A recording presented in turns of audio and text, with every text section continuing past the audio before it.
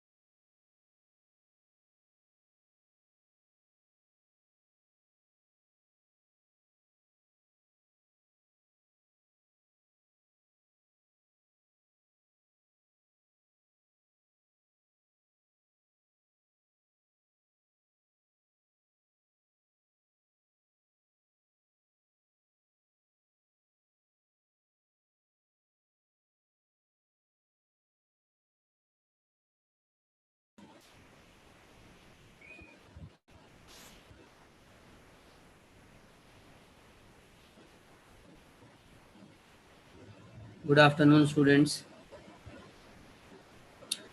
अभी मैं आपका यूट्यूब में चैट ही देख रहा हूँ और राहुल कुमार पूछ रहे हैं मैम यूनिट 3 इज़ कंप्लीट। बेटा लास्ट क्लास में हमने यूनिट 3 कंप्लीट करवा दी थी आपकी बिजनेस एनवायरनमेंट। तीनों यूनिट आपकी कंप्लीट हो चुकी हैं, फर्स्ट सेकंड एंड थर्ड। और आज स्पेशली हम तीनों यूनिट्स का रिवीजन करवा रहे हैं क्योंकि कई स्टूडेंट्स ऐसे थे जिन्होंने स्टार्टिंग वाली क्लासेस मिस कर दी हैं और कुछ डाउट्स भी आपके आ रहे थे काफ़ी चैप्टर्स के, तो इसीलिए हमने आज एक रिवीजन सेशन रखा है। पहली जितनी भी आपकी 3 यूनिट्स थी उन सबका हम रिवीजन और टेस्ट लेंगे आज, तो आपका दोबारा से सारा अच्छे तरीके से रिवाइज हो जाएगा। तो यूनिट 1, 2 एंड 3 उनका रिवीजन एंड टेस्ट होगा बेटा आज। तो जिसको कोई भी डाउट, जो भी आपने भेजे मैंने चेक कर लिए वो डाउट्स, और आपके डाउट्स अपने आप ही सॉल्व हो जाएंगे जब हम इन क्वेश्चंस को करवाएंगे। तो जिनकी भी प्रीवियस क्लासेस मिस हुई हैं बेटा, आज ध्यान से दोबारा से देखना, आपकी सारी चीज़ें क्लियर हो जाएंगी। जो भी आपकी मिस हुई थी, आपके जो भी डाउट्स हैं वो सारे क्लियर हो जाएंगे बेटा। इंडियन सर, कॉमर्स वालों की टाइमिंग चेंज नहीं हो सकती?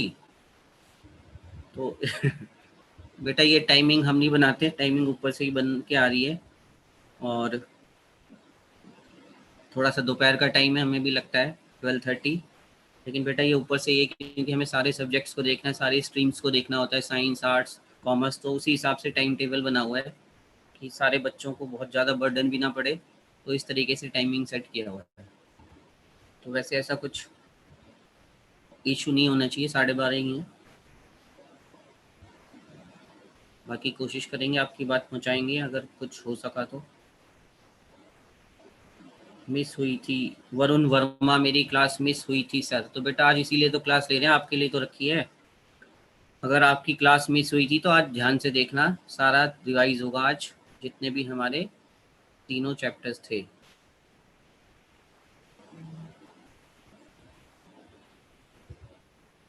Swati Jha, when we get our result sir? बेटा रिजल्ट आपका तैयार हो रहा है, बहुत ही जल्दी आ जाएगा, आने वाला है आपका रिजल्ट। जोरों शोरों से लगे हुए हैं आपके लिए, जल्दी आ जाएगा आपको, कुछ ही दिन में रिजल्ट मिल जाएगा, चिंता मत करो। सारे बच्चे आप इंटेलिजेंट हो, रिजल्ट की तो चिंता करनी नहीं आपको।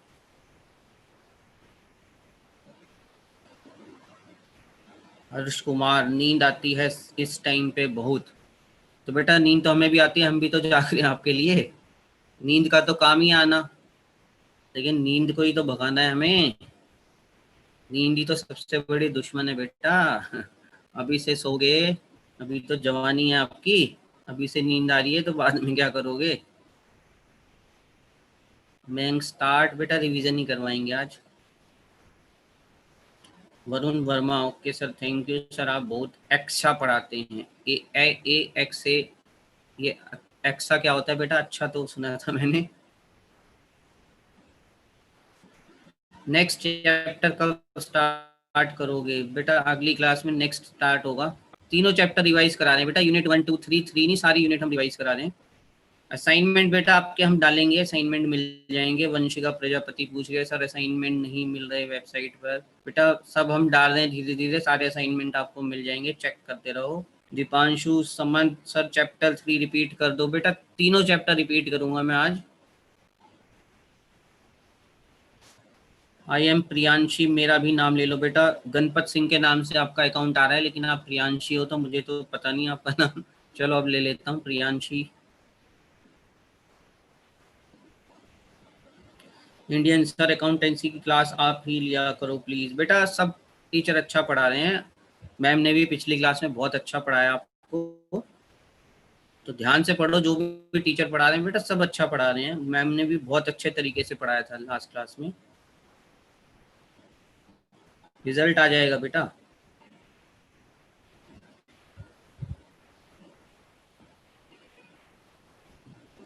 अच्छा अच्छा की शॉर्ट फॉर्म है एक्सा, वरुण वर्मा, अच्छा जी, चलो जी हमें भी पता चला नई बात। What is tactic strategy? बेटा थकान, जैसे अभी वो कह रहे हैं ना, नींद नींद आ रही है, नींद आ रही है, तो बेटा वही है फटीक स्टडी। थकान का अध्ययन किया जाता है उसमें, कि जैसे तुम थक जाते हो ना 12:30 बजे, सर हमें नींद आ रही है, सर हम सो रहे हैं, सर मोबाइल तो चल रहा है सामने रख दिया लेकिन हम तो नींद में हैं सर, सो रहे हैं। तो बेटा वही होता है उसमें अध्ययन, थकान का अध्ययन किया जाता है आपका, कि आप कितने थके हुए हो, कितने टाइम बाद 1 घंटे का लेक्चर देखने के बाद सुबह कितनी थकान हो जाती है आपको, तो उसका अगर हम अध्ययन करें तो बेटा वही थकान अध्ययन है, फटीग स्टडी उसी को बोलते हैं। Sir can we say dimension of business environment as a part of business environment? बेटा मैं आपका दोबारा पढ़ रहा हूँ। Sir can we say dimension of business environment as a part of business environment? हाँ बेटा उसी का ही तो पार्ट है बिजनेस एनवायरनमेंट, एक बड़ा टॉपिक है, उसके आयाम है वो बहुत सारे, डायमेंशंस हैं, तो उसी का पार्ट ही तो हुआ बेटा बिजनेस एनवायरनमेंट का। उमेश सर, आप अकाउंट्स भी अच्छा पढ़ाते हो भी? चलो ठीक है सर, कोशिश करते हैं बेटा हम अच्छा पढ़ाने की। बेटा जल्दी आ जाएंगे, सारे नोट्स मिलेंगे आपको।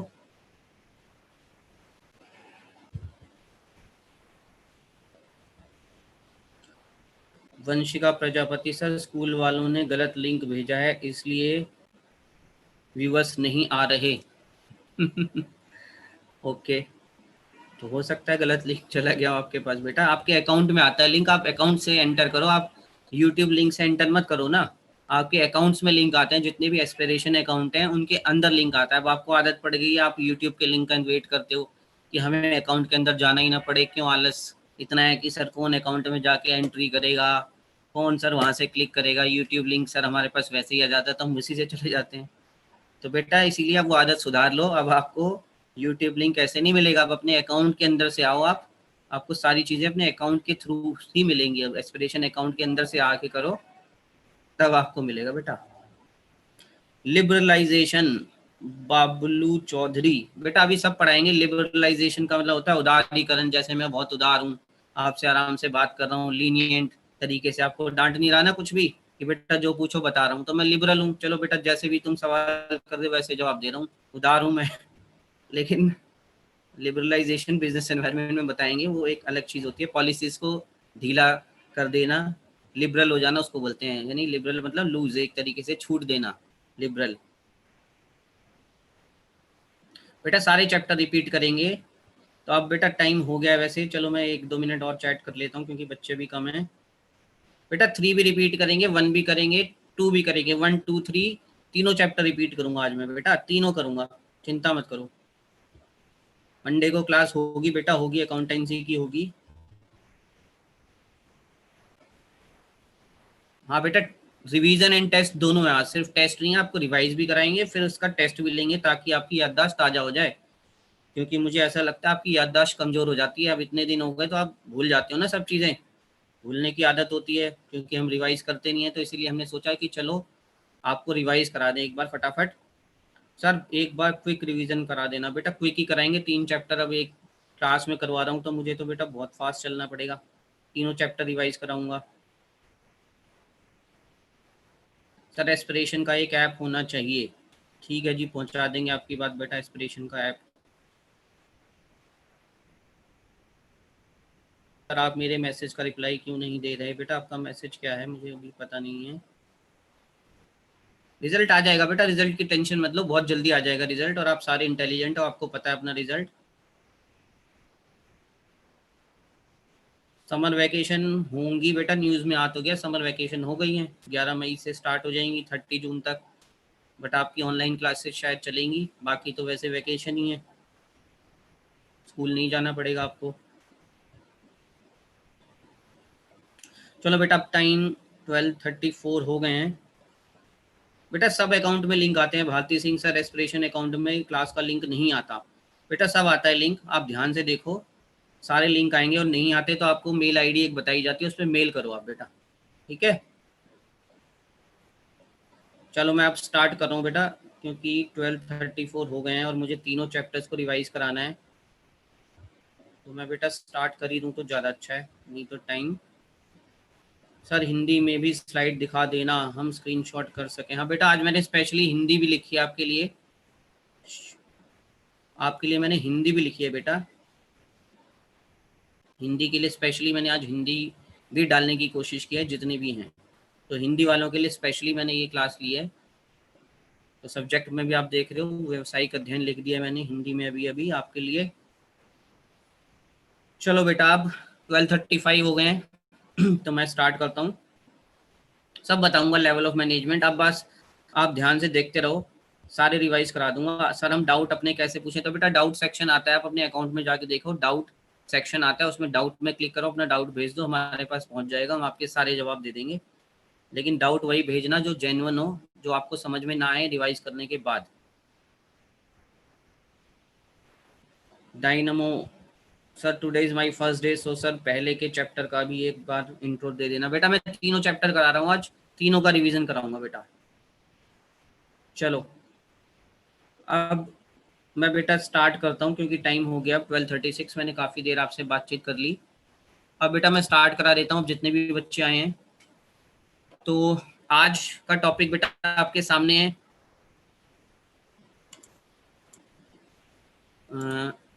आप देख रहे हैं बिजनेस स्टडीज सब्जेक्ट है हमारा, व्यवसायिक अध्ययन हम हिंदी में बोलते हैं, और चैप्टर आपके सामने revision and test of unit 1, 2 and 3। तो बेटा तीनों यूनिट्स का रिवीजन भी करवाएंगे और टेस्ट भी होगा। तो जिन बच्चों की क्लासेस मिस हुई हैं उनको टेंशन लेने की जरूरत नहीं है, आपको शॉर्ट में हम सारा रिवीजन करा देंगे इसका, और टेस्ट भी ले लेंगे, जिससे आपके सारे कॉन्सेप्ट दोबारा से क्लियर हो जाएंगे, आपके डाउट्स भी क्लियर हो जाएंगे। और आप मेरे बारे में जानते ही हैं, सामने नाम लिखा है, और ये हमारी सारी टीम है बेटा। नीचे जितने भी आप नाम देख रहे हैं, Jyoti Manan ma'am, Shankar Dutt sir, Anuradha Bose, Asha Seth ma'am, Jyotsna Dawar ma'am, Mahesh Jain sir, Puneet Gola sir, Mukesh Sharma, ये सारे बेटा आपके लिए हमारे साथ अभी जुड़े हुए हैं यूट्यूब पर, और हमारे साथ अभी ऑनलाइन भी सेशन में मेरे साथ को पैनलिस्ट हैं बहुत सारे लोग। तो बेटा इतने सारे टीचर हैं आपके साथ, तो आपको बहुत ही ध्यान से वो चीज़ें पढ़नी है जो हम पढ़ा रहे हैं, आपको बाद में कहीं नहीं मिलेंगी, क्योंकि इतने सारे टीचर्स का एफर्ट्स जुड़ा हुआ है बेटा इसमें। तो इन क्लासेस को बड़े ध्यान से देखना आप। लो जी, अब आज की मैं थीम स्टार्ट करता हूँ। उसके बिना मुझे भी मज़ा नहीं आता क्लास में, तो इसलिए कुछ ना कुछ डाल देता हूँ बेटा आपके लिए। क्योंकि आज बिजनेस की क्लास है, तो मैंने बिजनेस से रिलेटेड एक बेटा छोटा लिया है। कोई जोखिम ना लेना जीवन का सबसे बड़ा जोखिम है बेटा। अब हम बिजनेस स्टडीज आपको पढ़ा रहे हैं, अगर आप इसके ऑब्जेक्टिव्स देखोगे ना जो सीबीएसई ने दिए हैं, तो वो ये कहते हैं कि बच्चे को ये पता चल जाए बिजनेस के बारे में कि बिजनेस होता क्या है, हमें कैसे करना है, बिजनेस के एनवायरनमेंट क्या उन कौन से हैं, बिजनेस किस किस से इफेक्टेड होता है, हमारे अंदर वो सारे गुण आ जाएं कि हम बिजनेस कर सकें। यानी हम जॉब की बजाय एज ए क्या बने, बिजनेसमैन, यानी हम बिजनेसमैन बन के लोगों को बल्कि जॉब्स दें।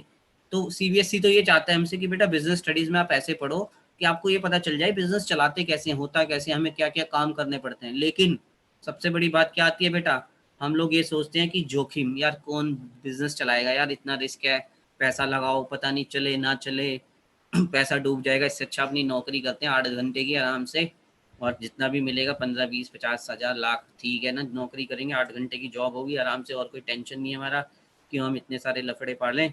तो बेटा यही चीज़ जो है हमें बिजनेस करने से रोकती है, क्योंकि हम चाहते हैं कोई जोखिम ना लेना।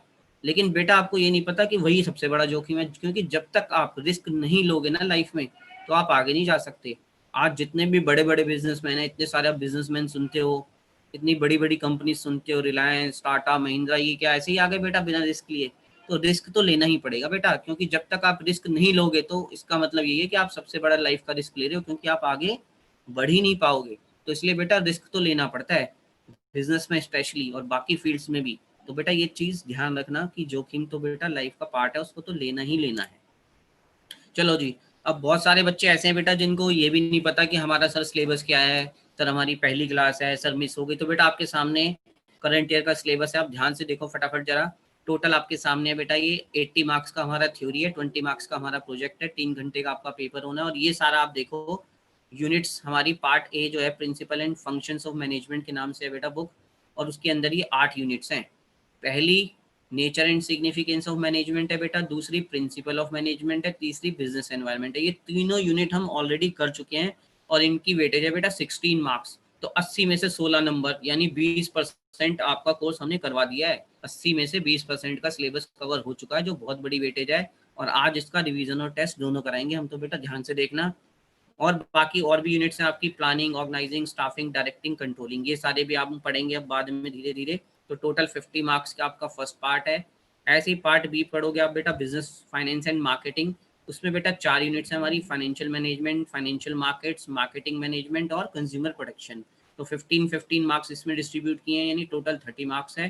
तो बेटा फर्स्ट पार्ट यानी फर्स्ट जो बुक है बिजनेस की, वो 50 मार्क्स की है। सेकंड जो है बेटा पार्ट बी, वो 30 मार्क्स का है। टोटल 80 मार्क्स का आपका रिटन एग्जाम होगा, जो आपके सामने है। और प्रोजेक्ट आपका 20 नंबर का होना ही होना है। तो जिस भी बच्चे को सिलेबस नहीं पता बेटा, वो इसको ध्यान से देख लेना, ये आपका टोटल सिलेबस है ओवरऑल। नेक्स्ट पे आता हूँ बेटा फटाफट। अब एक ये बहुत इंपॉर्टेंट चीज़ है बेटा, कि इस साल, हालांकि मैंने जब इंट्रोडक्टरी सेशन लिया था, सबसे पहले बिजनेस स्टडीज़ की क्लास ली थी जब मैंने, तो मैंने एक इंट्रोडक्टरी सेशन लिया था जिसमें मैंने सारी चीज़ें आपको डिटेल में बताई थी। लेकिन बहुत सारे बच्चे नए हैं, तो मैं एक दो चीज़ें और स्पेशली बता रहा हूँ जो बच्चों को नहीं पता होंगी। कि बेटा इस बार सीबीएसई ने थोड़ा सा पेपर के पैटर्न में चेंज किया है। 2020-21 में एक सर्कुलर आया था, तो बेटा अब इस तरीके से होगा आपका पैटर्न, जो आपके ऑब्जेक्टिव टाइप इंक्लूडिंग एमसीक्यू हम बोलते हैं, वो 16 नंबर के क्वेश्चंस आएंगे बेटा इसके अंदर, क्योंकि 80 का 20% उन्होंने बोला है हम इस टाइप के क्वेश्चन देंगे ऑब्जेक्टिव टाइप। तो बेटा 16 मार्क्स के तो आपके ये आएंगे। ऐसी एक नई चीज आई है बेटा इसके अंदर, case based, source based, integrated questions. ये एक नई चीज है जो उस पर सस्पेंस बरकरार है, क्योंकि सीबीएसई ने अभी इसके बारे में कुछ भी नहीं बताया कि ये किस तरह के क्वेश्चन होंगे। तो अभी सीबीएसई एक सैंपल पेपर बेटा इशू करेगा जिसमें वो बताएगा कि वो किस तरीके के क्वेश्चंस बनाएंगे। लेकिन जनरली जैसे आप बिजनेस स्टडीज में केस स्टडीज पढ़ते हो तो बेटा वैसे ही क्वेश्चंस होने के चांसेस हैं। 8 नंबर के बेटा इनकी वेटेज है, यानी 80 का 10%। और बाकी जो है जो हम पढ़ते थे शॉर्ट लॉन्ग आंसर 3 नंबर के, 4 नंबर के, 5 और 6 नंबर के, बेटा उनकी वेटेज है 56 मार्क्स की। तो शॉर्ट लॉन्ग आंसर टाइप आपके आएंगे बेटा 56 मार्क्स के। तो इस तरीके से आपकी वेटेज है 80 मार्क्स के, आपके इस तरीके से क्वेश्चंस आएंगे, जो बिल्कुल लेटेस्ट चीज़ है जो मैं आपको बता रहा हूँ। पहले आप देखते थे 20 नंबर के आते थे आपके ऑब्जेक्टिव, 11th में जब आपने पेपर दिया होगा तो बेटा एमसी के ऑब्जेक्टिव आपके 20 आए थे, लेकिन अब इसको चेंज करके 16 कर दिया है और एक ये नई चीज़ ऐड की है। तो इसका ध्यान रखना बेटा। ये आपको मैं एक ब्लूप्रिंट दिखा रहा हूँ पिछले साल का, जब आपने 11th का पेपर दिया होगा, वैसे ये लास्ट ईयर का 12th का है, क्योंकि 12th और 11th का सेम ही पैटर्न है। तो मैं शॉर्ट में बता रहा हूँ बेटा आपको। लास्ट ईयर में आपके ऑब्जेक्टिव टाइप 1 मार्क के क्वेश्चन आते थे 20, शॉर्ट आंसर बेटा 3-3 नंबर वाले आते थे आपके 5 क्वेश्चन, ऐसे ही 4-4 नंबर वाले आते थे बेटा 3 क्वेश्चन, 5-5 नंबर वाले आते थे 3 क्वेश्चन, 6-6 नंबर वाले आते थे 3 क्वेश्चन। तो टोटल बेटा आपके 34 क्वेश्चन आए थे, अगर आपको 11th का पेपर याद है बिजनेस स्टडीज का, और 80 मार्क्स की वेटेज थी बेटा। और उसके अंदर आपकी इंटरनल चॉइस भी थी बहुत सारी, जैसे मैंने नीचे दिखा रखा है कि 3 नंबर में एक चॉइस थी, 4 में एक, 5 में एक, 6 में 5 में सॉरी 2, 6 में 2। तो आपकी 29 मार्क्स की चॉइस भी थी इसमें। सीबीएसई ने जो सैंपल पेपर इशू किया था, क्योंकि अभी बोर्ड का पेपर हो नहीं पाया कोरोना की वजह से, लेकिन उन्होंने जो सीबीएसई का सैंपल पेपर दिया था बेटा, तो आपका लगभग लगभग ऐसा ही पेपर आने के चांसेस हैं। थोड़ा बहुत माइनर सा चेंज होगा वो जो केस बेस्ड क्वेश्चन है उसकी वजह से, और ये 16 हो जाएंगे, बाकी यहाँ पर चेंज आएगा जो भी आएगा। तो लगभग बेटा ऐसे क्वेश्चन आएंगे। और मैंने ये यूनिट की वेटेज भी आपके सामने दी हुई है, ध्यान से देखना। जो सीबीएसई का सैंपल पेपर था बेटा, उसमें इस तरीके से क्वेश्चंस दे रखे थे आपके, जैसे 1 to 3 यूनिट्स में टोटल 16 नंबर की वेटेज है। तो ऐसे ऐसे क्वेश्चन थे बेटा उसमें, 4 एक नंबर के, एक 3 नंबर का, एक 4 नंबर का, एक 5 नंबर का। तो ऐसे आप समझ लेना इसको। ऐसे 4 और 5 यूनिट की बेटा 14 नंबर की, 6, 7, 8 जो है आपकी वो 20 नंबर की यूनिट है, 9 और 10 यूनिट जो है बेटा वो 15 नंबर की यूनिट है, और 11 और 12 जो है बेटा वो 15 नंबर की यूनिट है आपकी। तो ये मार्क्स दे रखे हैं उन यूनिट्स के, और ये क्वेश्चंस जो सैंपल पेपर में दिए गए थे। तो इससे एक आपको एक आइडिया हो जाएगा बेटा कि क्वेश्चंस कितने और किस तरीके से आएंगे। थोड़ा सा माइनर चेंज होगा इसमें केस बेस्ड की वजह से, लेकिन पैटर्न बेटा ये रहेगा, तो इसको ध्यान रखना। और जो हम बोल रहे हैं ऑब्जेक्टिव टाइप, तो जो सैंपल पेपर आया था बेटा सीबीएसई का, उसमें 20 क्वेश्चन थे, क्योंकि इस साल तो 16 आने के चांस हैं। तो लेकिन जो लास्ट ईयर था बेटा उसमें इस तरह के एमसीक्यू ऑब्जेक्टिव क्वेश्चन थे, जो हम अभी आपको करवाएंगे भी। एमसीक्यू जनरल जो आते हैं, यानी 4 ऑप्शन जिसमें होते हैं, वो 3 क्वेश्चन थे। ऐसे ही एमसीक्यू एप्लीकेशन बेस्ड से, मतलब केस स्टडी टाइप थोड़े टिपिकल बना दिए विद 4 ऑप्शन, वो 10 क्वेश्चन थे। तो बेटा केस स्टडीज आपके लिए ज्यादा इंपॉर्टेंट है। 1 वर्ड में आंसर देना था बेटा, ऐसे 2 क्वेश्चन थे। फिल इन दी ब्लैंक्स थे बेटा, जिसमें 4 ऑप्शन दिए गए थे और हमें फिल इन दी ब्लैंक्स करना था, 4 थे ऐसे क्वेश्चन। ट्रू फॉल्स वाला भी 1 क्वेश्चन था। तो टोटल आपके बेटा 20 ऑब्जेक्टिव टाइप क्वेश्चन थे जो सीबीएसई ने sample paper last year issue किया था। तो आपके ऑब्जेक्टिव टाइप क्वेश्चंस बहुत तरह के हो सकते हैं जो आपके सामने हैं, लेकिन अब ये 16 मार्क्स के आएंगे। ये लास्ट ईयर का सैंपल पेपर है बेटा। तो ये तो हो गई बेटा बेसिक चीजें जो जनरल आपको जरूरी थी जानना। बाकी ये कुछ जनरल गाइडलाइंस हैं, जैसे अभी बच्चे बोल रहे हैं सर यूट्यूब का लिंक आज लेट आया, सर हमें पता ही नहीं चला, बच्चे आज कम है इसलिए। तो बेटा ये गाइडलाइंस इसीलिए दी गई थी आपको कि इनको ध्यान से पढ़ना है बेटा। आपको अपनी स्क्रीन को रिफ्रेश करना है, बार बार फुल स्क्रीन पर देखना है, और बेटा चैट को सिर्फ डाउट्स के लिए यूज करना है। क्लासेस का शेड्यूल आपके एस्पिरेशन अकाउंट में है। असाइनमेंट आपकी आ गई है बहुत सारे सब्जेक्ट की, और नहीं आई तो आ रही है धीरे धीरे। आपके पुराने सारे रिकॉर्डेड लेक्चर बेटा इसमें मिलेंगे, आप ध्यान से देखना। और आप सब कुछ करने के बाद भी अगर आपको कोई डाउट है हमारे किसी टॉपिक पे, तो बेटा आप डाउट सबमिट बटन करके वहाँ अपने डाउट हमें भेजो, हम आपके सारे डाउट सॉल्व कर देंगे। उसके अलावा आपके अकाउंट में बहुत सारे फीचर्स भी आ रखे हैं, जर्नल, क्विज और ये सब चीज़ें, वो ध्यान से देखना। और अब अपने सारे दोस्तों को बता दो बेटा, यूट्यूब का लिंक ऐसे नहीं मिलेगा आपको, अपने अकाउंट में जाके वहाँ से लॉग इन करिए आप। हर बच्चे के मोबाइल पर यूज़र नेम और पासवर्ड आया हुआ है। अगर फिर भी कोई दिक्कत है तो बेटा ये मेन चीज़ है, सपोर्ट school@clef.in, इस पे आप अपनी मेल करिए, किसी भी तरह की प्रॉब्लम है, आपकी सारी प्रॉब्लम सॉल्व हो जाएंगी बेटा। तो इसको ध्यान से पढ़ना। अब आ जाता हूँ बेटा मैं आज के टॉपिक पे। यूनिट 1 थी हमारी, nature and significance of management, प्रबंध की प्रकृति एवं महत्व। ये पहला यूनिट था हमारा जो ऑलरेडी हो चुका है। फिर भी मैं आपको इसके बारे में थोड़ा सा बता देता हूँ कि बेटा ये है हमारा इस साल का सिलेबस, ये सब हम पढ़ चुके हैं इसके अंदर, यानी इस चैप्टर के अंदर ये सारी चीज़ें हैं। मैनेजमेंट के बारे में कॉन्सेप्ट है, ऑब्जेक्टिव और इम्पोर्टेंस है बेटा उसकी, और यहाँ भी मैंने अंडरलाइन किया हुआ है, जो ये चीज़ें यहाँ नहीं है वो मैंने यहाँ अंडरलाइन कर दी। इफेक्टिवनेस एंड एफिशिएंसी के बारे में भी हमें पढ़ना है। मैनेजमेंट को हम साइंस, आर्ट और प्रोफेशन बोलते हैं, होता है ये नहीं, ये पढ़ेंगे हम इसमें।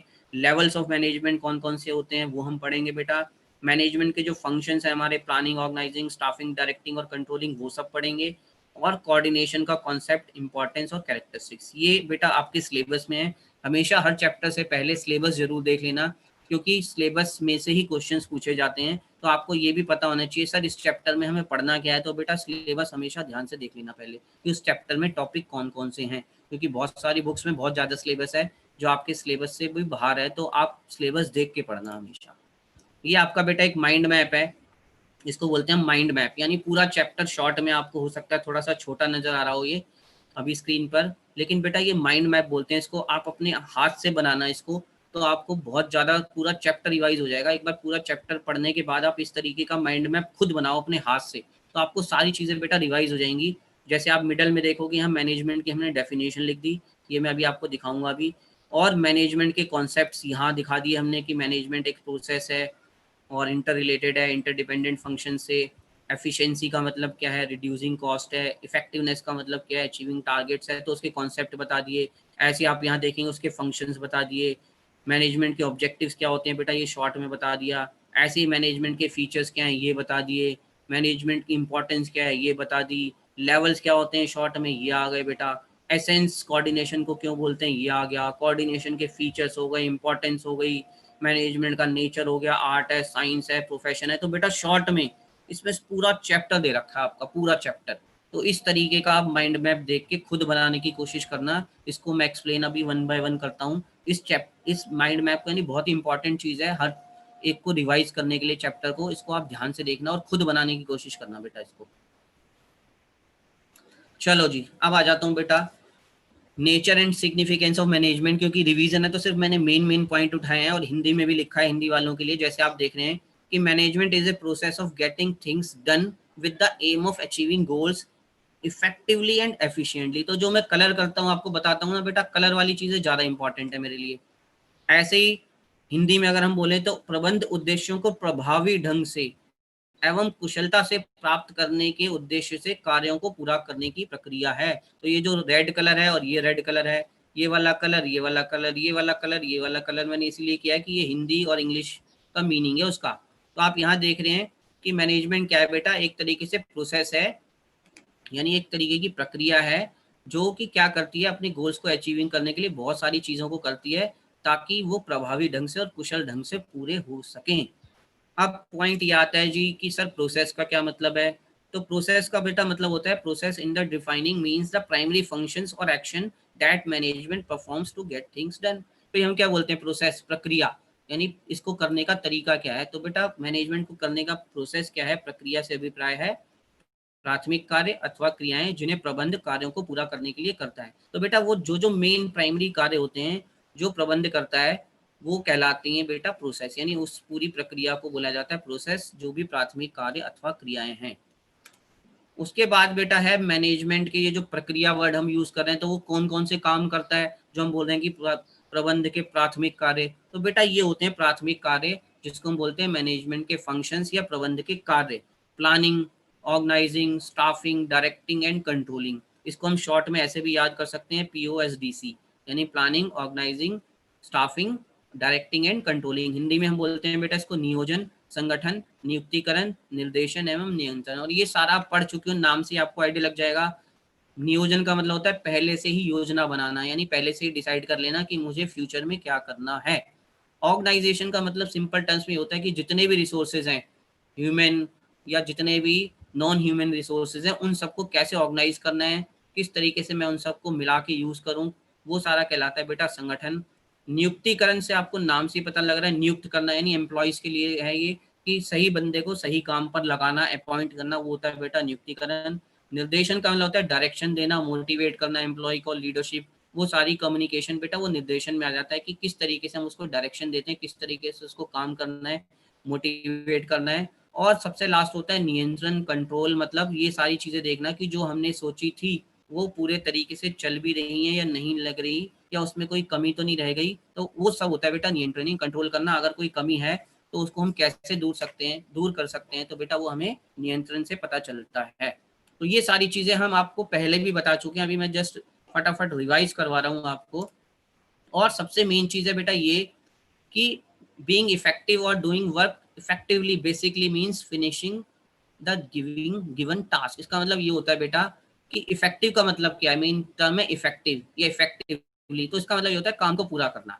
हिंदी में बोलते हैं इसको प्रभावपूर्ण, यानी प्रभावी अथवा कार्य को प्रभावी ढंग से करने का वास्तव में अभिप्राय है दिए हुए कार्य को संपन्न करना। यानी अगर मैं काम, जो भी मुझे काम असाइन दिया है, मान लो मैनेजर ने मुझे ये बोला है कि मुझे 1000 शर्ट बनानी है और मैंने 1000 शर्ट बना दी, तो इसका मतलब मैंने अपने कार्य को क्या किया, इफेक्टिवली पूरा कर लिया, यानी मैंने उस कार्य को पूरा कर दिया, 1000 शर्ट बना दी।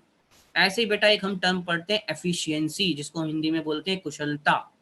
तो कुशलता का मतलब ये होता है कि काम को करना, लेकिन बेटा किस पे, न्यूनतम लागत पर, यानी कॉस्ट को मिनिमाइज करके करना, उसको बोलते हैं हम एफिशिएंटली। मान लो मैनेजर ने मुझे बोला था 1000 शर्ट बनानी है 100 रुपए के हिसाब से, और मैंने उसी काम को 90 रुपए के हिसाब से मैं पूरा कर लिया, 1000 शर्ट 90 रुपीज के हिसाब से बना दी मैंने अपनी कॉस्ट को मिनिमाइज करके, तो मैं ये बोलूंगा कि मैं बेटा एफिशिएंट हूँ। तो कुशलता का मतलब कॉस्ट से आ जाता है बेटा, जब मैं अपनी लागत को कम करके वो काम कर देता हूँ तो वो कहलाता है एफिशिएंसी। तो ये 3 टर्म्स हमारी आ गई बेटा इसमें, प्रोसेस, एफिशिएंसी और इफेक्टिवनेस और प्रोसेस और वर्क्स जितने भी हैं। तो अब इसी के ऊपर एक छोटी सी क्विज लेते हैं बेटा, एक केस स्टडी है आपके सामने, इसको ध्यान से पढ़िए। जैसे पहला इसमें केस स्टडी में बता देता हूँ आपको कि एक भुवन लिमिटेड है बेटा, एक गारमेंट मैन्युफैक्चरिंग कंपनी है, उसने एक टारगेट बनाया कि वो 100 गारमेंट्स प्रोड्यूस करेगी हर मंथ, और एस्टिमेटेड कॉस्ट उसकी 200 रुपये पर गारमेंट होगी। अब वहां पर 3 वर्कर है आपके बेटा, एक मोहन नाम का वर्कर है जो डबल शिफ्ट में काम कर रहा है, और उसने जो है 150 गारमेंट्स बना दिए, 100 की जगह 150 गारमेंट्स बना दिए, लेकिन उसकी कॉस्ट जो थी बेटा वो 200 की जगह 230 पड़ गई। एक दूसरा है रवि, उसने क्या किया कि उसने कॉस्ट पे टारगेट किया, और उसने क्या किया कि बहुत ही ध्यान से काम किया कॉस्ट को बचाने के लिए, लेकिन वो 100 की जगह सिर्फ 90 गारमेंट्स ही बना पाया, लेकिन उसने अपनी कॉस्ट 200 की जगह 190 पर गारमेंट कर दी, यानी वो कॉस्ट को कम कर पाया, लेकिन प्रोडक्शन थोड़ा सा कम हो गया उससे।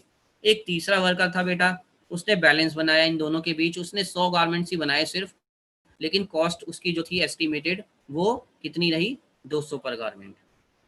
तो अब बात का आपको इसमें ये बताना है कि क्वालिटी जो प्रोसेस की है रवि मोहन ने वो क्या है और व्हाट दे आर लैकिंग। तो सबसे पहले सिर्फ आप चैट बॉक्स में मुझे ये बताइए रवि और मोहन के बारे में कि रवि ने कौन सी क्वालिटी प्रोसेस की है और मोहन ने, यानी इनके बीच इस क्वेश्चन से आपको क्या समझ में आ रहा है कि रवि के पास कौन सी क्वालिटी है और मोहन के पास कौन सी क्वालिटी है। लैकिंग को छोड़ दो, आप सिर्फ ये नाम लिख के बताओ मुझे फटाफट, रवि के आगे क्या और मोहन क्या, यानी उनकी जो क्वालिटी है, रवि डैश उसके आगे उसकी क्वालिटी लिखो, और मोहन जो है उसके आगे उसकी क्वालिटी लिखो। फटाफट मैं आपका वेट कर रहा हूँ चैट बॉक्स में। Ravi efficiently, Sukriti Rawat, Suraj Kumar. Mohan is not efficient, Ravi is efficient but not effective, Mohan effective है एफिशिएंट नहीं। Effectiveness and efficiency, Ravi efficient,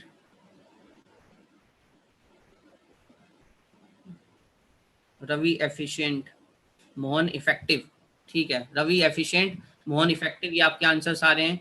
अभी देख लेते हैं आपके आंसर, बिल्कुल सही है आपका, क्योंकि रवि ने क्या किया बेटा, पहले तो हम मोहन को देखते हैं कि मोहन ने क्या किया, 150 शर्ट पूरी कर ली लेकिन कॉस्ट बढ़ गई, तो वो क्या है, इफेक्टिव है या एफिशिएंट है।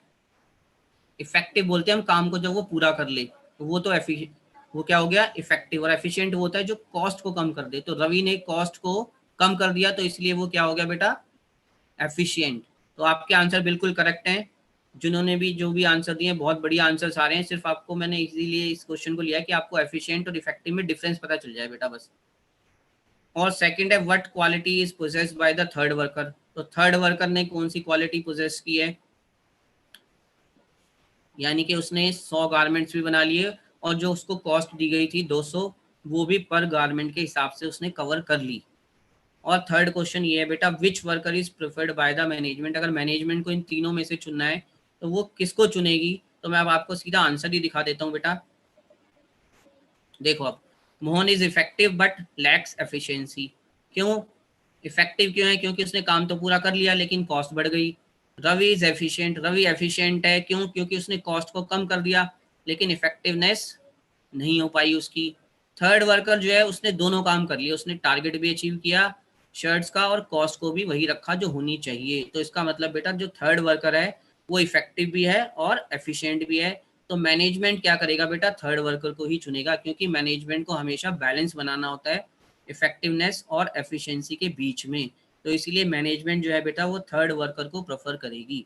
तो इससे आपके तीनों कॉन्सेप्ट क्लियर हो गए, इफेक्टिवनेस क्या होता है, एफिशिएंसी क्या होता है और इन दोनों में डिफरेंस क्या है, और मैनेजमेंट को ये दोनों ही चाहिए होते हैं। तो बेटा ध्यान से इस क्वेश्चन को देखना, आपका ये दोनों का कॉन्सेप्ट क्लियर हो जाएगा बेटा। चलो जी, अब नेक्स्ट क्वेश्चन पे आता हूँ बेटा। एमसीक्यू टाइप है। It involves leading, influencing and motivating the employees performs the assigned task, highlighted one of the function of management, identify. तो पहला है बेटा आपके सामने स्टाफिंग, सेकंड है प्लानिंग, थर्ड है डायरेक्टिंग, फोर्थ है कंट्रोलिंग। तो फटाफट आप बस मुझे ये बता दो बेटा कि इसका आंसर क्या होगा आपके हिसाब से। A B C D type करो नेक्स्ट क्वेश्चन पे। प्लानिंग का आपको, सॉरी मैनेजमेंट का फंक्शन बताना है, इसमें कौन सा है। फटाफट मैं आपका वेट कर रहा हूँ बेटा चैट बॉक्स में। ए बी सी डी, इसमें से क्या आंसर है आपका? फटाफट टाइप करो जरा। It involves leading, influencing and motivating the employees perform the assign task. ये जो मैंने ग्रीन ग्रीन कर रखा है इसको ध्यान से पढ़ लेना, मेन चीज यही है। इसमें बेटा कौन सा फंक्शन आइडेंटिफाई हो रहा है? आपको क्या लग रहा है ये जो ग्रीन ग्रीन है ये किस फंक्शन की बात कर रहा है मैनेजमेंट के? तो ए बी सी डी में से आपका कौन सा आंसर है? फटाफट बताओ बेटा जरा। आंसर आने शुरू हो गए हैं, बहुत बढ़िया। Sujeet Kumar Tiwari directing, Ekta Kaushik directing, Rahul Rai directing, Lion Country directing, Shambhu Thakur directing, Mansi Yadav directing. बहुत बढ़िया बेटा, सबके करेक्ट आ रहे हैं इसमें, तो सारे पढ़े लिखे हो आप तो बहुत ज्यादा। तो बिल्कुल बिल्कुल सही जवाब है, निर्देशन जिसको बोलते हैं हम हिंदी में। क्योंकि आपको बताया था कि डायरेक्टर के अंदर वो लीडर भी, एज ए लीडर भी रोल करता है, यानी लीडिंग क्वालिटी भी होनी चाहिए, इन्फ्लुएंस भी होना चाहिए, यानी वो उसको इन्फ्लुएंस करे कि अपनी तरफ प्रभावित करे, जिसको हम बोलते हैं मोटिवेट भी करे। तो ये सारी चीज़ें बेटा डायरेक्टिंग के अंदर आती हैं, यानी लीड करना, इन्फ्लुएंस करना, उनको प्रभावित करना और मोटिवेट करना। तो ये सारा काम डायरेक्शन के अंदर आता है। तो बहुत सही जवाब दिया आपने, करेक्ट आंसर है। जोरदार क्लैपिंग उनके लिए जिन्होंने करेक्ट आंसर्स दिए। तो बेटा इसका आंसर है डायरेक्टिंग। तो इससे आपकी डायरेक्टिंग की डेफिनेशन भी करेक्ट हो जाएगी कि डेफिनेशन क्या है, डायरेक्टिंग का मतलब क्या है, निर्देशन जिसको बोलते हैं हम हिंदी में। तो डायरेक्टिंग इसका आंसर है, बिल्कुल सही जवाब जिन्होंने भी दिया। नेक्स्ट पे आता हूं बेटा। अब इस क्वेश्चन को ध्यान से देखना, ये मैचिंग वाला क्वेश्चन है बेटा।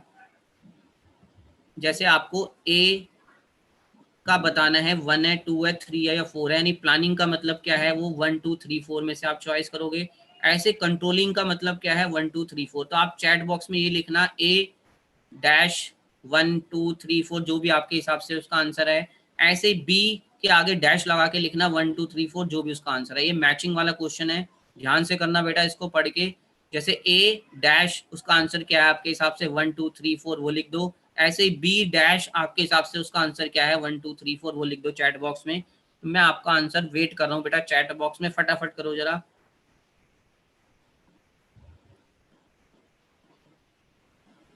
सौरभ कश्यप सर, मेरा आंसर सबसे पहले आता है पर आप मेरा कभी नाम नहीं लेते।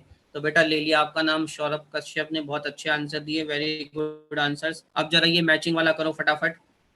ए का थर्ड, ए का थर्ड, बी का फोर, ए का थर्ड, ए थर्ड। बेटा बी का भी लिखो साथ में, ए और बी दोनों का बताओ मुझे। बी का फोर, ए का थर्ड, बी का four. Shiv Shankar A three, Mahendra Singh B four, 100% correct. B four, Vishal Tomar A three, B four. चलो बेटा मैं बता देता हूँ आपको आंसर आपके, फटाफट बहुत करेक्ट आंसर्स आ रहे हैं, बहुत ज़्यादा बढ़िया जवाब आ रहे हैं बेटा आपके। वेल डन, बहुत बढ़िया बहुत बढ़िया। ए का फोर, बी का वन, ए थ्री, बी फोर, ए थ्री, B4A3। चलो जी देखते हैं बेटा आंसर, बहुत बढ़िया, बहुतों के करेक्ट हैं। अब आप आंसर देखिए बेटा, इसका ए का है 3, बी का है 4। बहुत सारे बच्चों ने, बल्कि मोस्टली सब ने करेक्ट आंसर दिया है। बहुत बढ़िया, बहुत बढ़िया। ए का थर्ड, प्लानिंग क्या है बेटा? Determining in advance what is to be done in future. तो सिंपल सी चीज है, प्लानिंग का मतलब क्या है बेटा? कि पहले से ही निर्धारित कर लेना एडवांस में, जिसको हम बोलते हैं नियोजन, कि पहले से ही निर्धारित कर लेना कि हमें आगे क्या करना है भविष्य में, उसका मतलब होता है बेटा प्लानिंग। और कंट्रोलिंग का मतलब होता है बेटा फोर्थ, मॉनिटरिंग ऑर्गेनाइजेशनल परफॉर्मेंस, यानी हम परफॉर्मेंस को क्या करते हैं? मॉनिटर करते हैं कि बेटा सब कुछ सही चल रहा है ऑर्गेनाइजेशन में, कुछ गड़बड़ तो नहीं चल रही, जो हमने प्लान किया था सब कुछ वैसे का वैसे ही चल रहा है, या हमें कुछ उसको सुधार की जरूरत है। तो बेटा वो होता है कंट्रोलिंग। तो बिल्कुल करेक्ट आंसर है ए का 3, बी का 4। बहुत बढ़िया। फिर भी मैं आपको इन दोनों के बारे में भी बता देता हूँ। वन जो ऑप्शन था बेटा, एस्टेब्लिशिंग अथॉरिटी रिस्पॉन्सिबिलिटी रिलेशनशिप, तो बेटा ये कहाँ पर होता है? हमारा संगठन के अंदर, ऑर्गेनाइजेशन में हम ऐसा करते हैं, एस्टेब्लिश करते हैं, उनको पावर भी देते हैं और उनकी उत्तरदायित्व भी निर्धारित करते हैं। और सेकंड जो था आपका बेटा, finding the right people for the right job, तो बेटा ये क्या होता है आपका? रिक्रूटमेंट से रिलेटेड है ये, जिसको हम बोलते हैं क्या? Human resource management. तो बेटा ये जो है आपका सेकंड वाला, right people for the right job, ये आपका किससे है? रिक्रूटमेंट से रिलेटेड, यानी जिसको हम बोलते हैं नियुक्तिकरण। तो ये सारी चीजें आपको क्लियर होनी चाहिए, क्योंकि ये रिवीजन हो रही है, तो इन चारों का मतलब भी आपको पता होना चाहिए। आंसर आपने करेक्ट दिए, बहुत बढ़िया, लेकिन इन चारों का मतलब भी समझ लेना। दीपांशु संबंध सर मेरा नाम नहीं ले लिया, ले लिया बेटा। अब देखो, अब द लायन कंट्री, अब सबसे इंपॉर्टेंट बता रहा हूं मैं आपको, याद करने का तरीका बेटा। अब ये जो चीजें मैं बता रहा हूँ, इनको बोलते हैं हम एक्रोनियम्स, यानी कि अब हम लंबी लंबी चीजें कई बार हमें याद करने में दिक्कत आती है, तो बेटा आपके लिए ये क्या किया है, एक्रोनियम्स मैंने उठाए हैं, ताकि आपको याद करने में आसानी हो। अगर लॉन्ग क्वेश्चन आ जाए तो आप कैसे लिख सकते हो उसको। देखो बेटा, फीचर्स ऑफ मैनेजमेंट आप ऑलरेडी पढ़ चुके हो, और मैंने उसका एक शॉर्ट ट्रिक बना दिया याद करने के लिए। आप ये लाइन याद कर लो, my charming dad is giving grand party.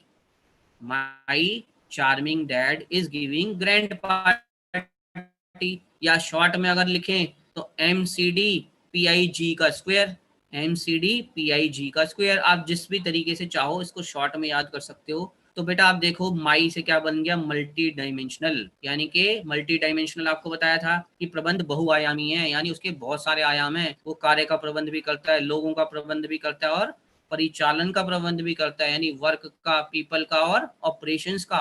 तो इसीलिए हम बोलते हैं प्रबंध क्या है? बहुआयामी है।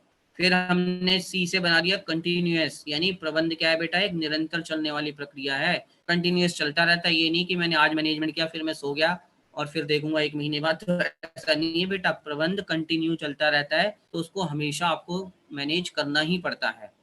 डी से बन गया बेटा डायनामिक, यानी प्रबंध क्या है? गतिशील कार्य है, बहता। वो गाना सुना है ना, बहती हवा सा था वो। तो बेटा बहने का मतलब ये होता है कि गतिशील है, वो चलता रहता है, जैसे जैसे वातावरण बदलेगा तो उसको भी अपने हिसाब से बदलना पड़ता है बेटा मैनेजमेंट को। तो इसलिए हम बोलते हैं कि प्रबंध एक गतिशील कार्य है। फिर आई से हमने ले लिया बेटा इंटेंजिबल। इंटेंजिबल एसेट्स आप सब 11th में पढ़ चुके हो कि चीज जो हमें नजर नहीं आती, हम छू नहीं सकते, देख नहीं सकते, लेकिन फिर भी जी वो होती है। तो बेटा मैनेजमेंट भी एक ऐसी शक्ति है जिसको हम देख नहीं सकते, छू नहीं सकते, लेकिन फिर भी वो बहुत ही इंपॉर्टेंट शक्ति है। ऐसे ही बेटा जी गिविंग से बना दिया हमने ग्रुप एक्टिविटी। प्रबंध एक सामूहिक क्रिया है, क्योंकि अकेला तो कोई बंदा मैनेज कर नहीं सकता पूरे बिजनेस को। तो मैनेजर को सबको साथ लेके चलना पड़ता है। जितने भी ऑर्गेनाइजेशंस में लोग हैं बेटा, वो एक तरीके से ग्रुप एक्टिविटी की फॉर्म में काम करते हैं, अपने गोल को ध्यान में रखकर। फिर है बेटा एक ग्रुप गोल्स, कि प्रबंध एक उद्देश्यपूर्ण प्रक्रिया है। ग्रुप गोल्स का मतलब ये है, गोल्स का होता है हमारा टारगेट। तो सारे ग्रुप का गोल बेटा एक ही होना चाहिए। इसमें हम जनरली यही बोलते हैं कि प्रबंध क्या है? एक उद्देश्यपूर्ण प्रक्रिया है, यानी उसका एक उद्देश्य होता है, और सारे ग्रुप का गोल वही होता है कि हमें उस टारगेट को अचीव करना है जो भी कंपनी ने हमें दिया है। और लास्ट है बेटा पी से परवेसिव, यानी हम बोलते हैं प्रबंध सर्वव्यापी है। हम बोलते हैं ना भगवान सर्वव्यापी है, हर जगह व्याप्त है, ईश्वर जो है हर जगह है, हम बोलते हैं ना। तो बेटा प्रबंध सर्वव्यापी का मतलब यह है कि प्रबंध भी हर जगह है। ऐसी कोई जगह नहीं है जहां पर प्रबंध ना हो। आप चाहे अपने घर में देख लो, अपने स्कूल में देख लो, किसी बिजनेस में देख लो, मंदिर में देख लो, मस्जिद में देख लो, कहीं भी देख लो बेटा। एनपीओ आपको बताया था, नॉन प्रॉफिट ऑर्गेनाइजेशन, वहां भी प्रबंध है। प्रबंध के बिना कोई ऑर्गेनाइजेशन चल ही नहीं सकती। तो प्रबंध तो बेटा सर्वव्यापी है, हर जगह व्याप्त है, उसके बिना कुछ भी नहीं हो सकता। तो बेटा फीचर्स ऑफ मैनेजमेंट को याद करने का ये ट्रिक है, आप ध्यान से पढ़ना इसको। My charming dad is giving grand party, MCD PIG²।